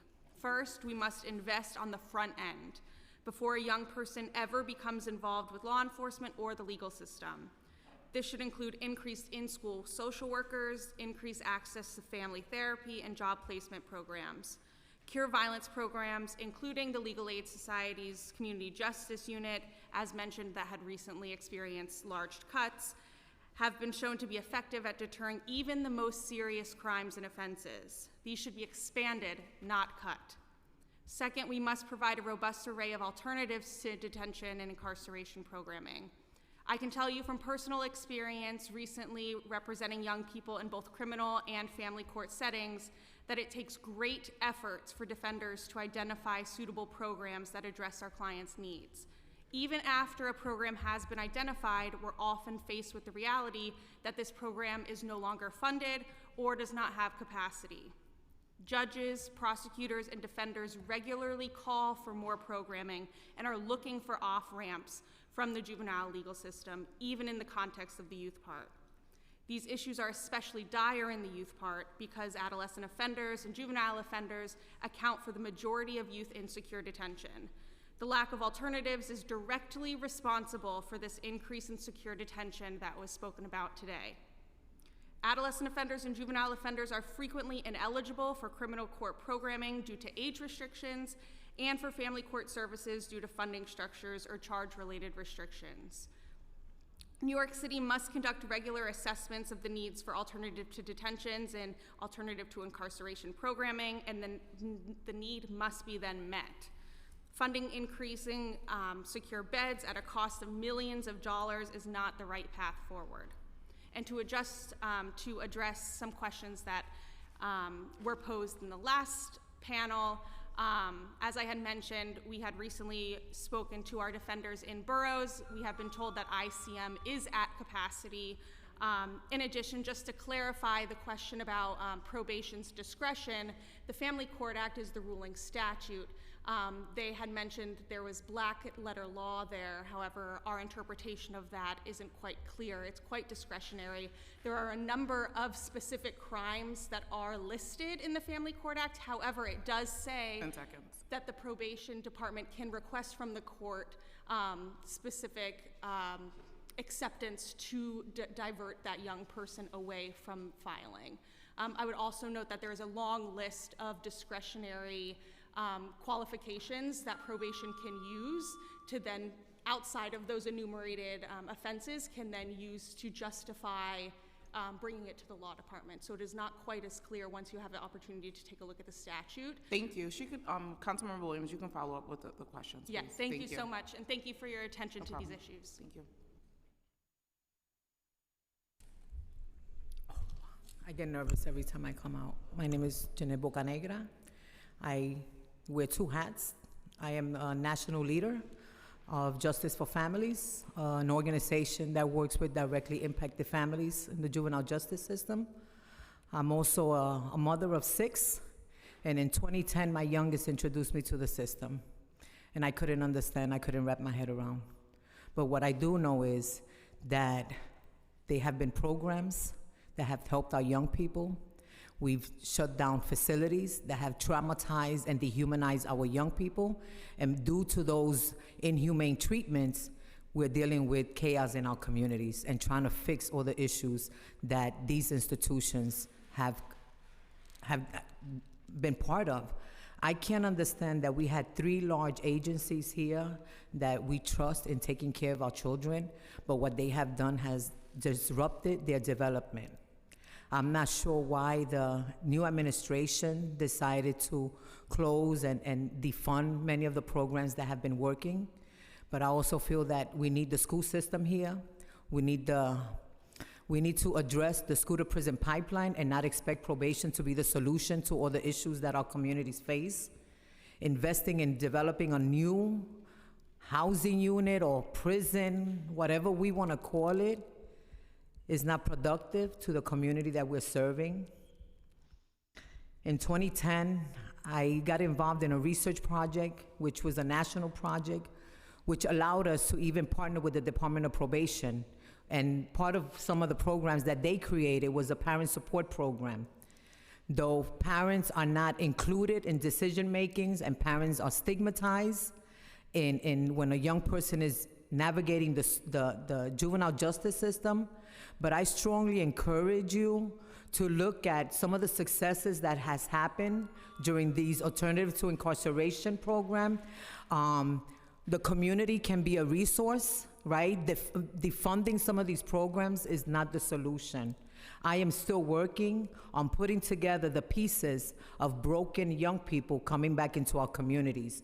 Yesterday and on Monday, I sat on a 5-hour training to learn about PREA, the Prison Rape Elimination Act, where our young people are being dehumanized, groomed, and inappropriately touched.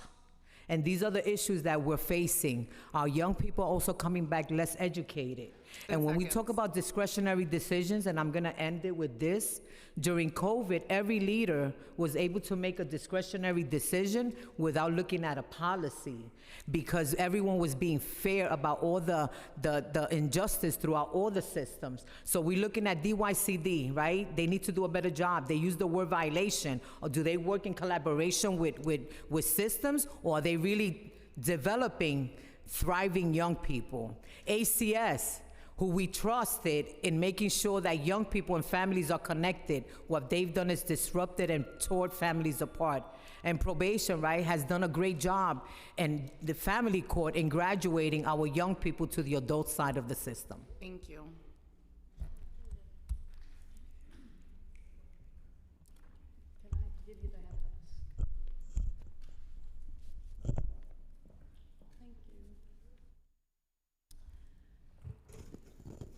Good afternoon. My name is Kyung-Ji Ri. I'm with an organization called the Center for New Leadership and New Leadership on Human Justice and Healing.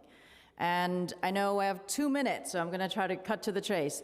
I am here to tell you a 22-year-old story and to get to some solutions and where it really lies.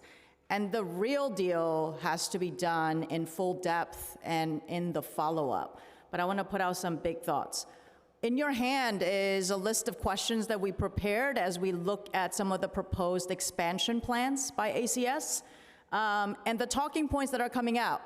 I've been in the criminal justice reform world from all aspects of that world, from service to advocacy to legislative writing to campaign leadership. 22 years ago, we stopped the city of New York from expanding Horizon and Crossroads by 100 jail cells each. It was done by Justice for Youth Coalition that was youth-led. We didn't even come out to the public until like a year after we found out about it, because we were doing that internal work. We stopped it. It was $65 million then, 100 jail cells. Right now, it's $340 million for 48 jail cells with other improvements. If I were to do a quick math there, that's $340 million divided by 48 jail cells. That's about $7 million. Or no, I think I divided by 267, by the jail cells. It's $7 million per jail cell. So when you look at the investment that we're willing to make on the juvenile justice side, the criminal justice side, and you compare it to the education cost, back then, 22 years ago, it was $9,300 that we spent per pupil, which we know is not enough. Right now, it's about $30,000, right? And I also don't want to just go off saying alternative to incarceration is cheaper. Alternative to incarceration programs do a lot with so little. It needs to be resourced, and if we're going to find the solutions, it's not in ACS or probation. The solutions that we do need to get at for the legalistic stuff is for access. But the real solution is going to lie in the resourcing and how it's resourced. We didn't even get to the questions around the program limitations, the challenges. If programs had more resources and had the flexibility of spending, There's so much being done, and the last thing that I would say is this. My 10-year-old asked me what I was doing this morning because I said, Mommy has to hurry, get to city council oversight.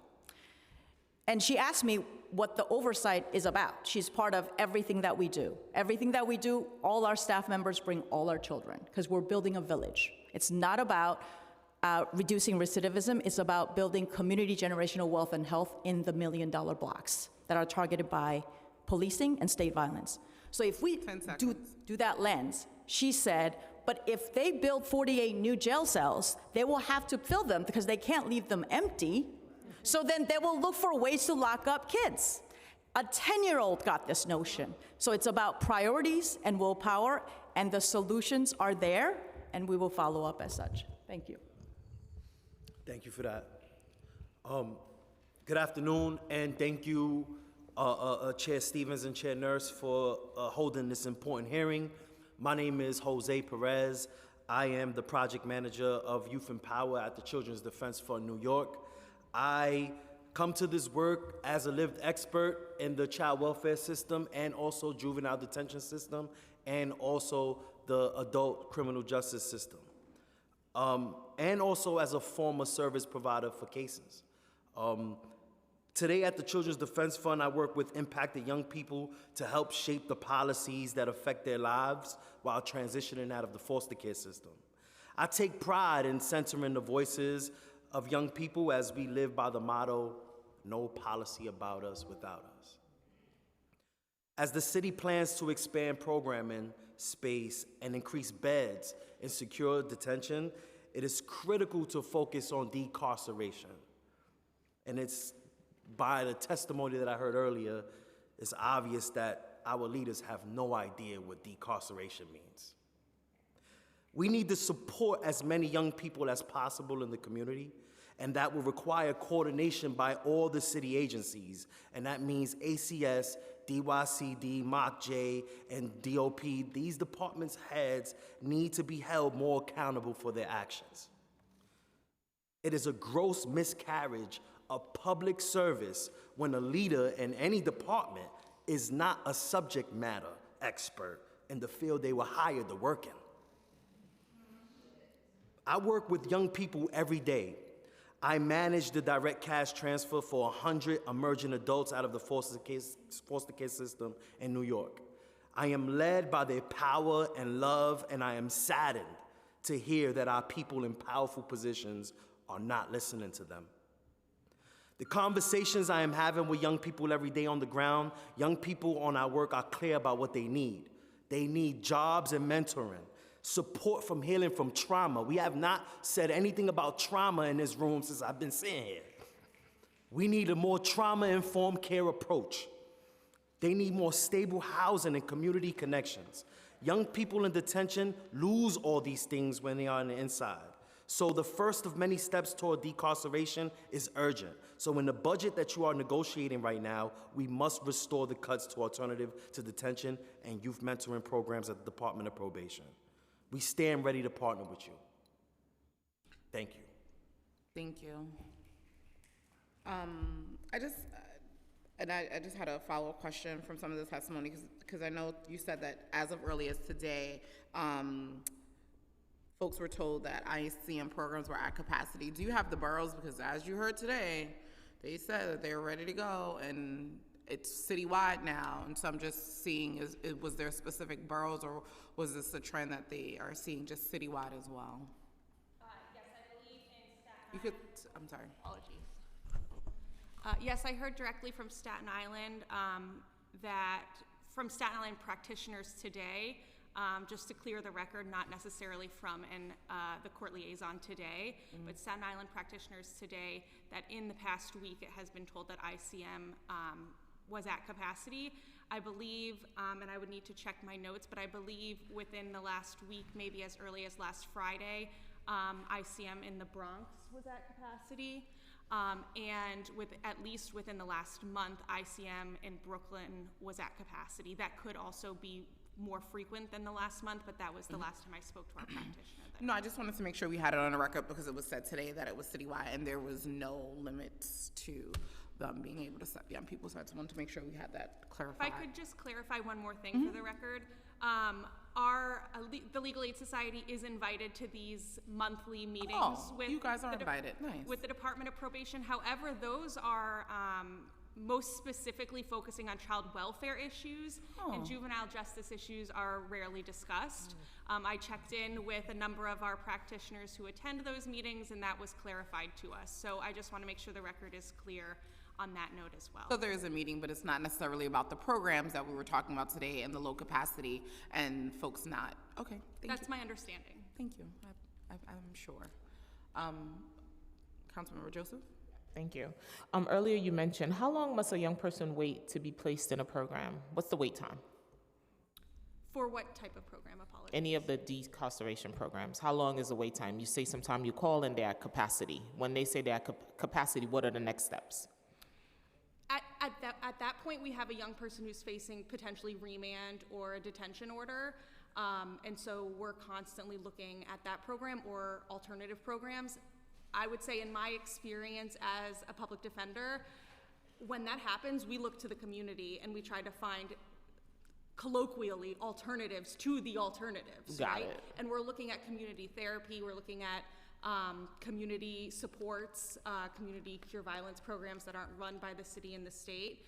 And a lot of the times our judges are open to those options, right? As long as they can speak to providers and guarantee that what they're hoping for as far as like some kind of monitoring and support is in place, they'll give them a chance. And a lot of times our clients are succeeding in those. So once we're told they're at capacity, we have to look elsewhere because it's dire. Our kids are Right. then gonna be in a detention Time is center. not on our young people's side because we don't Exactly. want them out there because they get reintroduced into the criminal justice system. How many students, how many children in foster care do you service? I service I service 100 former foster care youth who just recently were part of a pilot receiving $1,000 per month in a direct cash transfer pilot program. And I also manage 14 youth action organizers and researchers who all have direct and indirect experience in the child welfare system and juvenile justice systems as well. What age group? Age group anywhere between 18 to 22. Okay. Thank you. Councilmember members, did you have follow-up about the statute stuff that she was clarifying before? Okay, all right, no problem, thank you. That sums it up. And just to say, you know, in my opening testimony, I clearly stated that we have to come together to really create a decarceration plan for young people, and we can't wait because no one's going to do it. And so I'm very serious about this. I mean, a number of providers, we've already been talking about this, but this is something that for me is a top priority. And so definitely look forward to working with anyone and who's willing and open to really start working on a campaign to make this happen. So I'm sure I will be in touch with folks soon. Thank you. Right. Thank you. Thank you.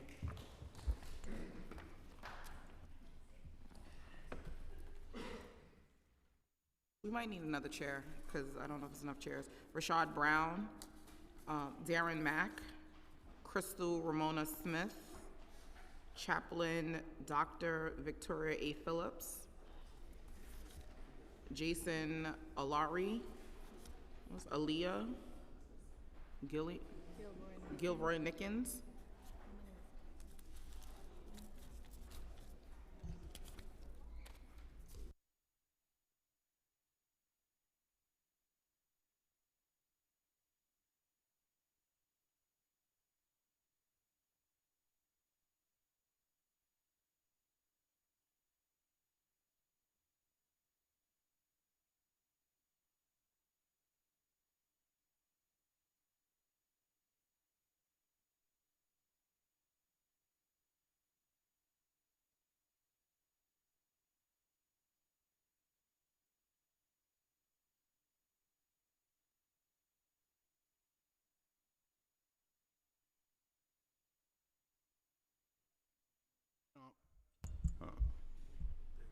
My name is Rashawn Brown, Director of Community Wellness for We Build the Block. For the last 6 years, I've worked with hundreds of justice-impacted youth between the ages of 14 and 24, spearheading programs funded by MOCJ and DYCD. Many of these youths were justice impacted before I met them, but once I met them, I built a relationship with not only them, but their entire family and social group. You see, they didn't trust me overnight, but through persistence, transparency, and consistency on my part, they came to love me as if I was a family member. The foundation to success is love. Once they understood I loved them too, their minds were open to the possibility of life. Leveraging Eddie Ellis's model on non-traditional approach to social and reformative justice, I've helped countless young people go from alone and desperate to high school graduates with beautiful plans for their future. No matter my role or agency, it was the connectivity of love and understanding with tangible support and resources that can make all the difference in a young person's life. Unfortunately, my work brings me inside of places like Crossroads and Horizons and leaves me to deal with the crisis created upon re-entry from these child jails. In all my interactions with residents of the child jail, I have never once heard a youth talk about the exceptional schooling or social programming. And one must ask, why are we so invested in a fictional social capital investment in a carceral setting and not in our community? Eddie Ellis once said, prisons represent the failures of society. This $340 million proposal is not an investment in building the social capital on these kids, but an investment in continued rampant structural violence in marginalized community. While serving 17 years in New York State prisons, I learned how to make ghost guns and cut drugs with fentanyl. It wasn't until I was enrolled in Bard College was I able to see the future was not in selling drugs or making guns.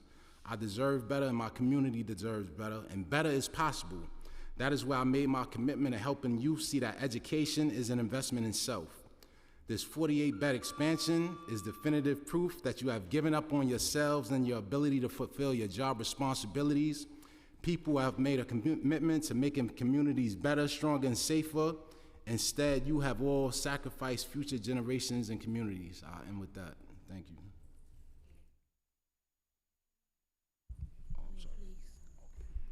Peace and blessings, everyone. I'm Chaplain Dr. Victoria Phillips. Everyone calls me Dr. V. And I actually work at the Mental Health Project at Urban Justice Center. Been there almost a decade, and I'm the CEO and founder of Visionary V Ministries. And I sit on several boards and task force, so I won't name them all. But I want to highlight, years ago, I'm actually just going to say a few points. I know I don't have much time. So years ago, I actually used to sit on the New York City Department of Corrections Adolescent and Young Adult Advisory Board with DC Nancy Ginsburg, who was here earlier speaking for ACS. And I want to highlight that because back then, adolescents were sleeping in class as well because of issues that the city was not properly addressing. So this is nothing that's new.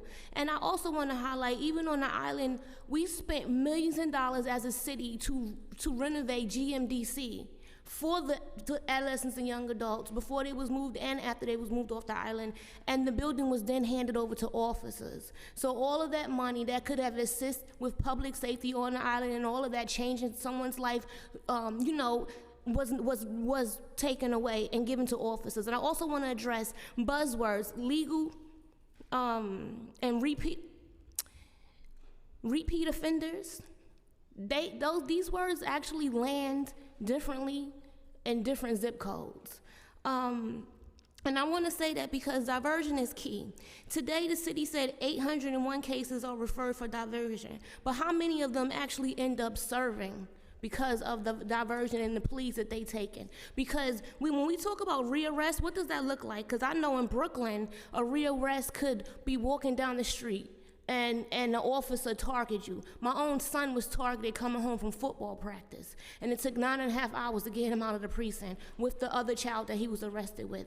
And I say that because if I didn't know my rights, and as a parent, my child would be through the system. Can I just get 30 more seconds, please?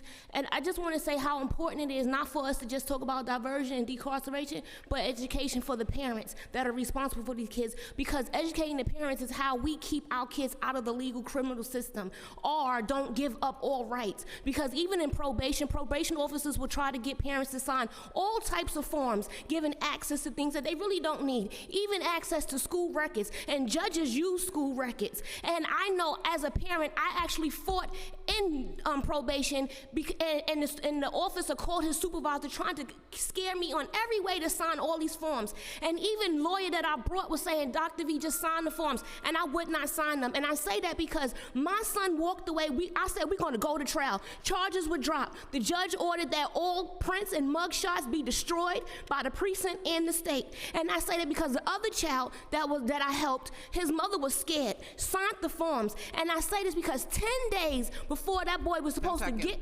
10 days before that boy was supposed to get off, he was rearrested in the community. And right now, he's serving 5 years based off a paper that he signed because his parents were scared and did not understand their rights. So if we're going to take care of our youth, we have to start properly by resourcing the community. Thank you.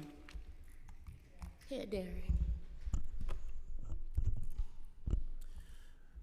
Good afternoon. Thank you, Chair Stevens and committee members. My name is Darren Mack. I'm a co-director of Freedom Agenda, which is an organization dedicated to organizing directly impacted people and communities to achieve decarceration and system transformation. I'm also a survivor of Rikers, where I was incarcerated as a teenager, and a member of the Commission of Community Reinvestment and the closure of Rikers Island, established by local law 193.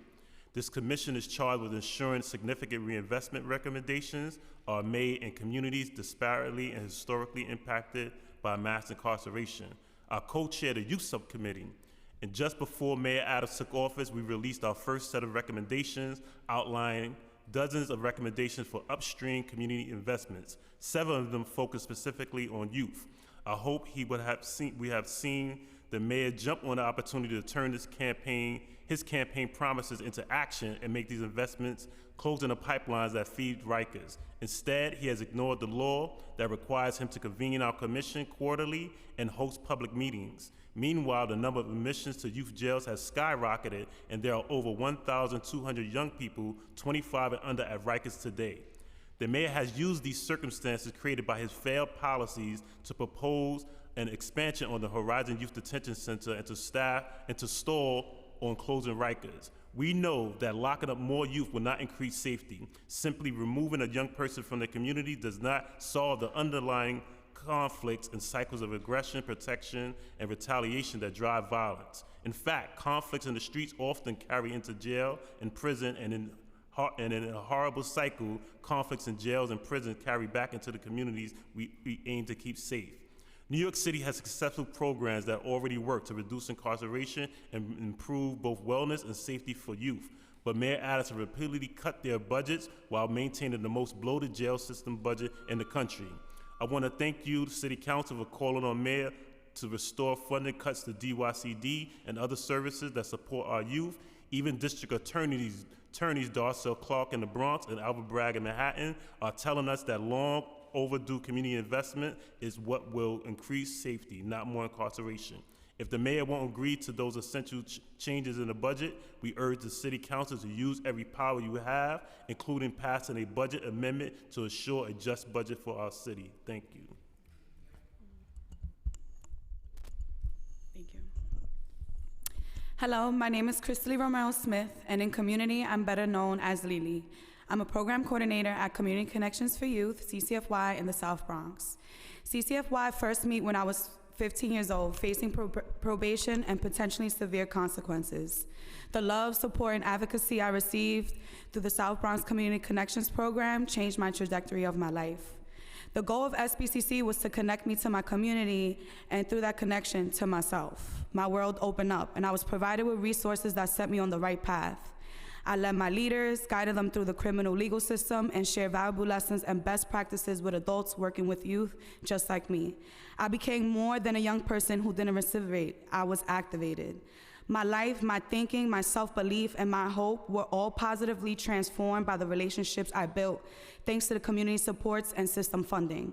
Now, as a staff member of the organization that once advocated for me, I strive to provide the same foundational support to others. In my role, I see firsthand the transformative power of community support for young people. And I recall how our partnership with the Department of Probation supported credible messenger roles and leadership, showing young people their probation officers as allies. These positive interactions fostered trust and transformed youth perspectives. Unfortunately, recent city administrative decisions have taken major steps backwards, reinforcing an us versus them attitude. These actions have removed crucial opportunities from young people, making quality mentoring and employment opportunities even less accessible for under-resourced communities. How does destabilizing communities lead to greater safety and hope? My question is, what are you doing to truly support our youth? Bare minimum opportunities would never have reached me, and by reaching me, you now reach many others. Alternatives to incarceration's work is proven, yet we still wait for evidence of the positive effects of incarceration. Incarceration grooms young people against its own stated intent. And today I stand with a young person impacted by the juvenile justice system. Despite my justice involvement, I'm being seen as a problem to be solved. I was treated as an asset to the community, and I became just that.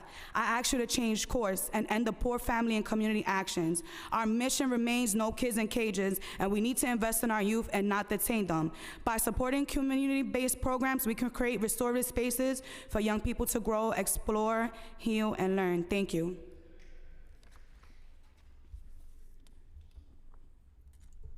Good afternoon.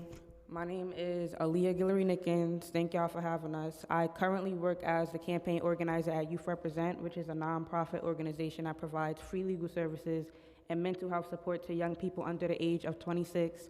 Additionally, we work on policy and legislation that will help youth in the system while also supporting young people who have or haven't been system impacted to become civically engaged and training them to become advocates in their community. Outside of Youth Represent, I am a community organizer out of Harlem that began this work after getting my last case dismissed at 16 years old and introduced to programs that helped me get to the position I'm in right now.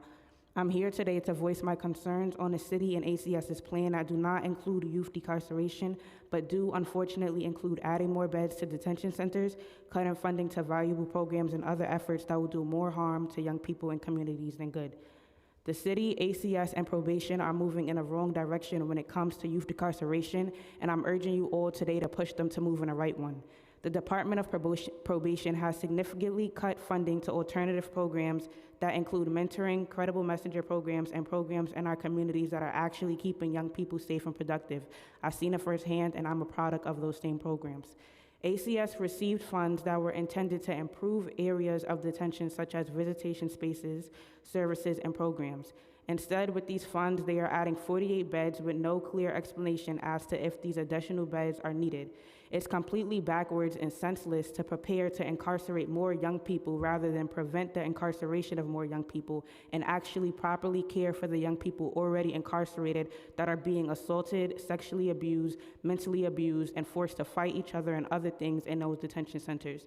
New York City has 250 lawsuits already, and there's probably more coming, with claims of sexual abuse in juvenile detention centers.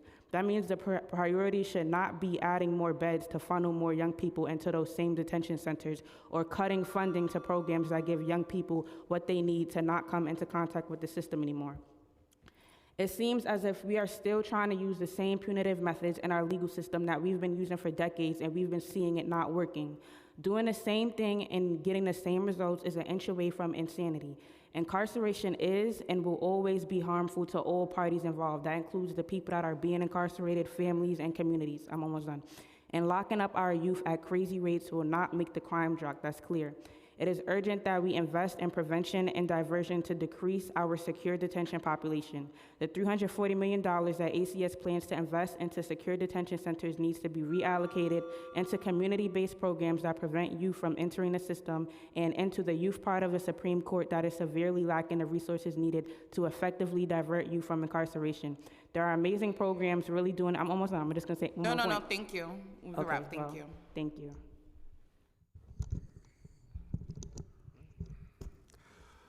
Good afternoon, Chair Stevens and members of the NYC Council Committee on Children, Youth, and Criminal Justice.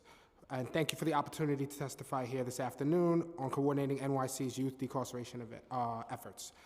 My name is Jason Aline, and I am the Chief Program Officer at EXALT, an organization effectively elevating expectations for youth in the justice system since 2006. A week ago, our city celebrated Juneteenth, a federal holiday reminding us that slavery did not end overnight. At EXALT, our ethos is rooted in the knowledge that mass incarceration stems from slavery, and that in order to end mass incarceration, we must deeply invest in our young people. At EXALT, we empower our youth to see a future filled with hope, and we provide the roadmap to get there. Exalt serves criminal justice impacted youth between the ages of 15 to 19, many of whom are chronically disengaged from their schools, overage and undercredited, and reading at a fourth grade level. Our powerful model, comprised of tangible skill development classes, paid internships, and robust alumni network, equips our youth with the tools and experiences necessary to not only avoid recidivating, but truly experience the best that life has to offer, because that is what our young people deserve. Our participants have 5 dedicated staff members working with them throughout their cycle: a program coordinator, teacher, educational advocate, internship liaison, and alumni liaison. During the first 6 weeks, Exalt youth are immersed in our pre-internship training. This includes our culturally competent, responsive, and academically tested curriculum that rejuvenates their love of learning through content that is connected to their lived experiences and delivered in an engaging way. Upon completion of the pre-internship phase, our participants are placed in an 8-week paid internship in high-demand fields throughout New York City, including a vast array of nonprofit, business, and government entities. Exalt pays program participants $18 an hour and our alumni $20 an hour. With our youth, while our youth are actively engaged in the education and employment components of our core program, Exalt's court advocacy team provides support and helps navigate the complex landscape of the criminal justice system to those with open cases. Our advocates build deep partnerships with major stakeholders that comprise the system, including district attorneys, probation, and the judiciary. Utilizing the cross-sector approach, Exalt has achieved remarkable results with young people that in many ways society at large has not. We are proud to say that 70% of the young people that come to us with open court cases have their sentences reduced or dismissed, 98% are on track to graduate by age 20, and even 2 years after graduating from our program, 95% do not recidivate. As this council and the administration work together on youth decarceration efforts, our city's youth need you to prioritize funding to organizations like Exalt, whose proven model yields real results and truly transforms the lives of our young people. Thank you for your leadership and dedication to addressing how the criminal justice system impacts young New Yorkers. Sorry, respectfully, I just wanted to finish a little bit. I feel like other people, they went over time, but they got their extra couple of No, I seconds. actually went only back have and some asked sentences questions, left. so thank you. Okay, I just wanted to shout out some organizations that are doing great work, like Youth Justice Network and Arches. Respectfully, though, I was just trying to do that because I was cut off, so.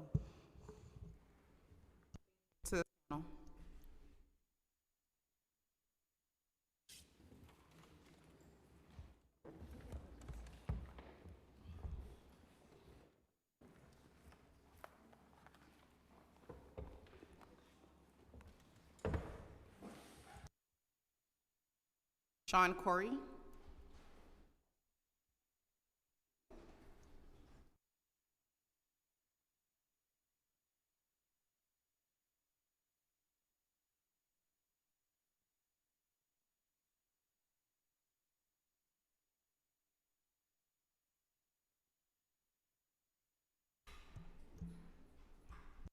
Good morning. How you doing? My name is Sean, and I'm here to read a Oreo testimony. So, hello, my name is Sean Coley, and I'm a youth participant of Neighbors in Action, SOS Save Our Streets. The reason why I wanted to join SOS is because I wanted to change my mindset and help the communities around us. I wanted to do better for myself and show others that we can all change together as a group and share ideas to better each other as one. Programs like SOS have helped youth like me stay out of trouble and switch course. They mentor us, they provide us with job opportunities, and show us how to get back. And one thing that I've learned from being in this program is that we can team up to help people feel safe wherever they go and set some plans to make the streets feel safer. A way I help make the streets feel safe now is by designing and distributing flyers to bring awareness to stop gun violence in my community, as well as encourage people to come to our events. By being a part of this work, I now want to keep giving back and start my own program to help fund trips for the kids who are willing to participate and stay out of trouble. Jails are not the answer for programs like SOS is. Thank you. Thank you. Christine, I think Lee.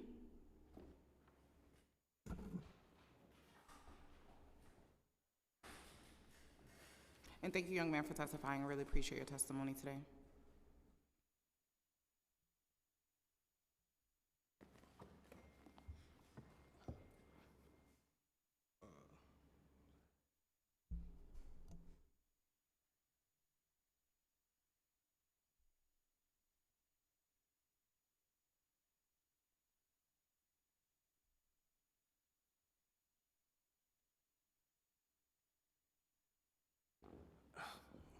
Hi, good afternoon, everybody. Good afternoon. My name is Christian Lee. I'll be representing Bronx Community Justice Center. I would like to talk about like things that going on and like in the neighborhood and everything. I come here to say that Bronx Community Justice Center is a way of me giving back to like everything that has been going on and everything that's been going on in the streets, and I'm here to represent them because I feel like they gave back to me, so I want to do the same to everybody else. They're very positive. They give job opportunities, many different things, as in getting back on track and pushing you and being enthusiastic. The program is very amazing, and me as in being like going into like incarceration and things, they helped me and provided with many different opportunities of me thinking of like a way of getting out of the streets, like as in positive, because the mindset of them is like, okay, everybody is welcome, everybody has a future, everybody can do something, why not do it? And embrace yourself and do as many things as you can. And I feel like them giving back is just a way and an opportunity of like just saying like open arms, like everything is here. You don't have to worry about anything. And they're just like open arms, very good like citation of being there for you. You're doing great. Thank you. You're sorry, so I'm stressed hot. out. It is very hot in here. No, we appreciate your testimony. Thank you. And someone please it's water right there, just some water. Thank you. Now we return to remote testimony on Zoom. Our first and only witness will be Daniel Garad. What is that, Danielle? You may begin your testimony once you're unmuted, and the Sergeant General Arm will start the clock. You may begin. Thank you, Chair Stevens and all the committee members. My name's Danielle Gerard. I'm a senior staff attorney at Children's Rights. We are a national organization that advocates on behalf of youth in state systems here in the city on behalf of young adults on Rikers. We recently submitted a public comment to the Board of Correction regarding the law banning solitary confinement and have also uploaded it to the site for this hearing. It includes a great deal of research regarding youth brain development and the criminalization of mental health. We would like to highlight one of the points we make and some of the accompanying data. Mental health is integral to overall health and well-being, especially for adolescents, shaping their development and influencing their responses to stress and social interactions and supporting healthy decision-making.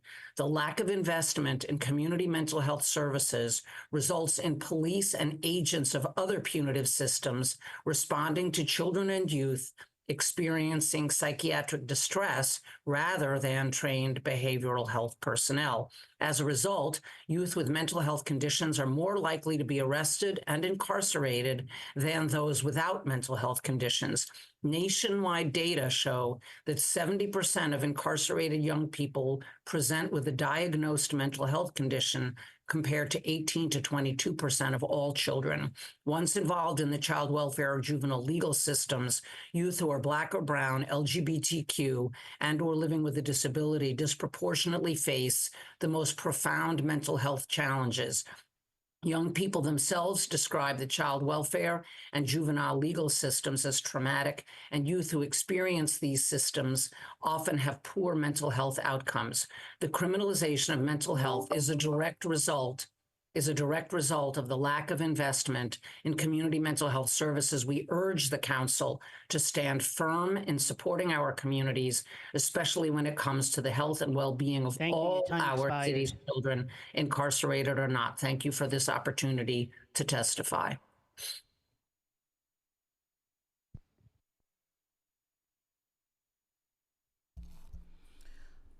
I would like to say thank you to everyone who took the time out to be here with us at this hearing today. Also, special thanks to Chair Nurse and our committee staff who worked really hard to prepare. But as we all have concluded, there are still a lot of unanswered questions. And that means for us, we need to continue to work. And like I said at the start of this in my opening statement, we really have to come together to create a decarceration plan, because the numbers of young people in incarceration currently are unacceptable, and we cannot allow it to continue to grow. So with that, I would like to close this hearing. Thank you.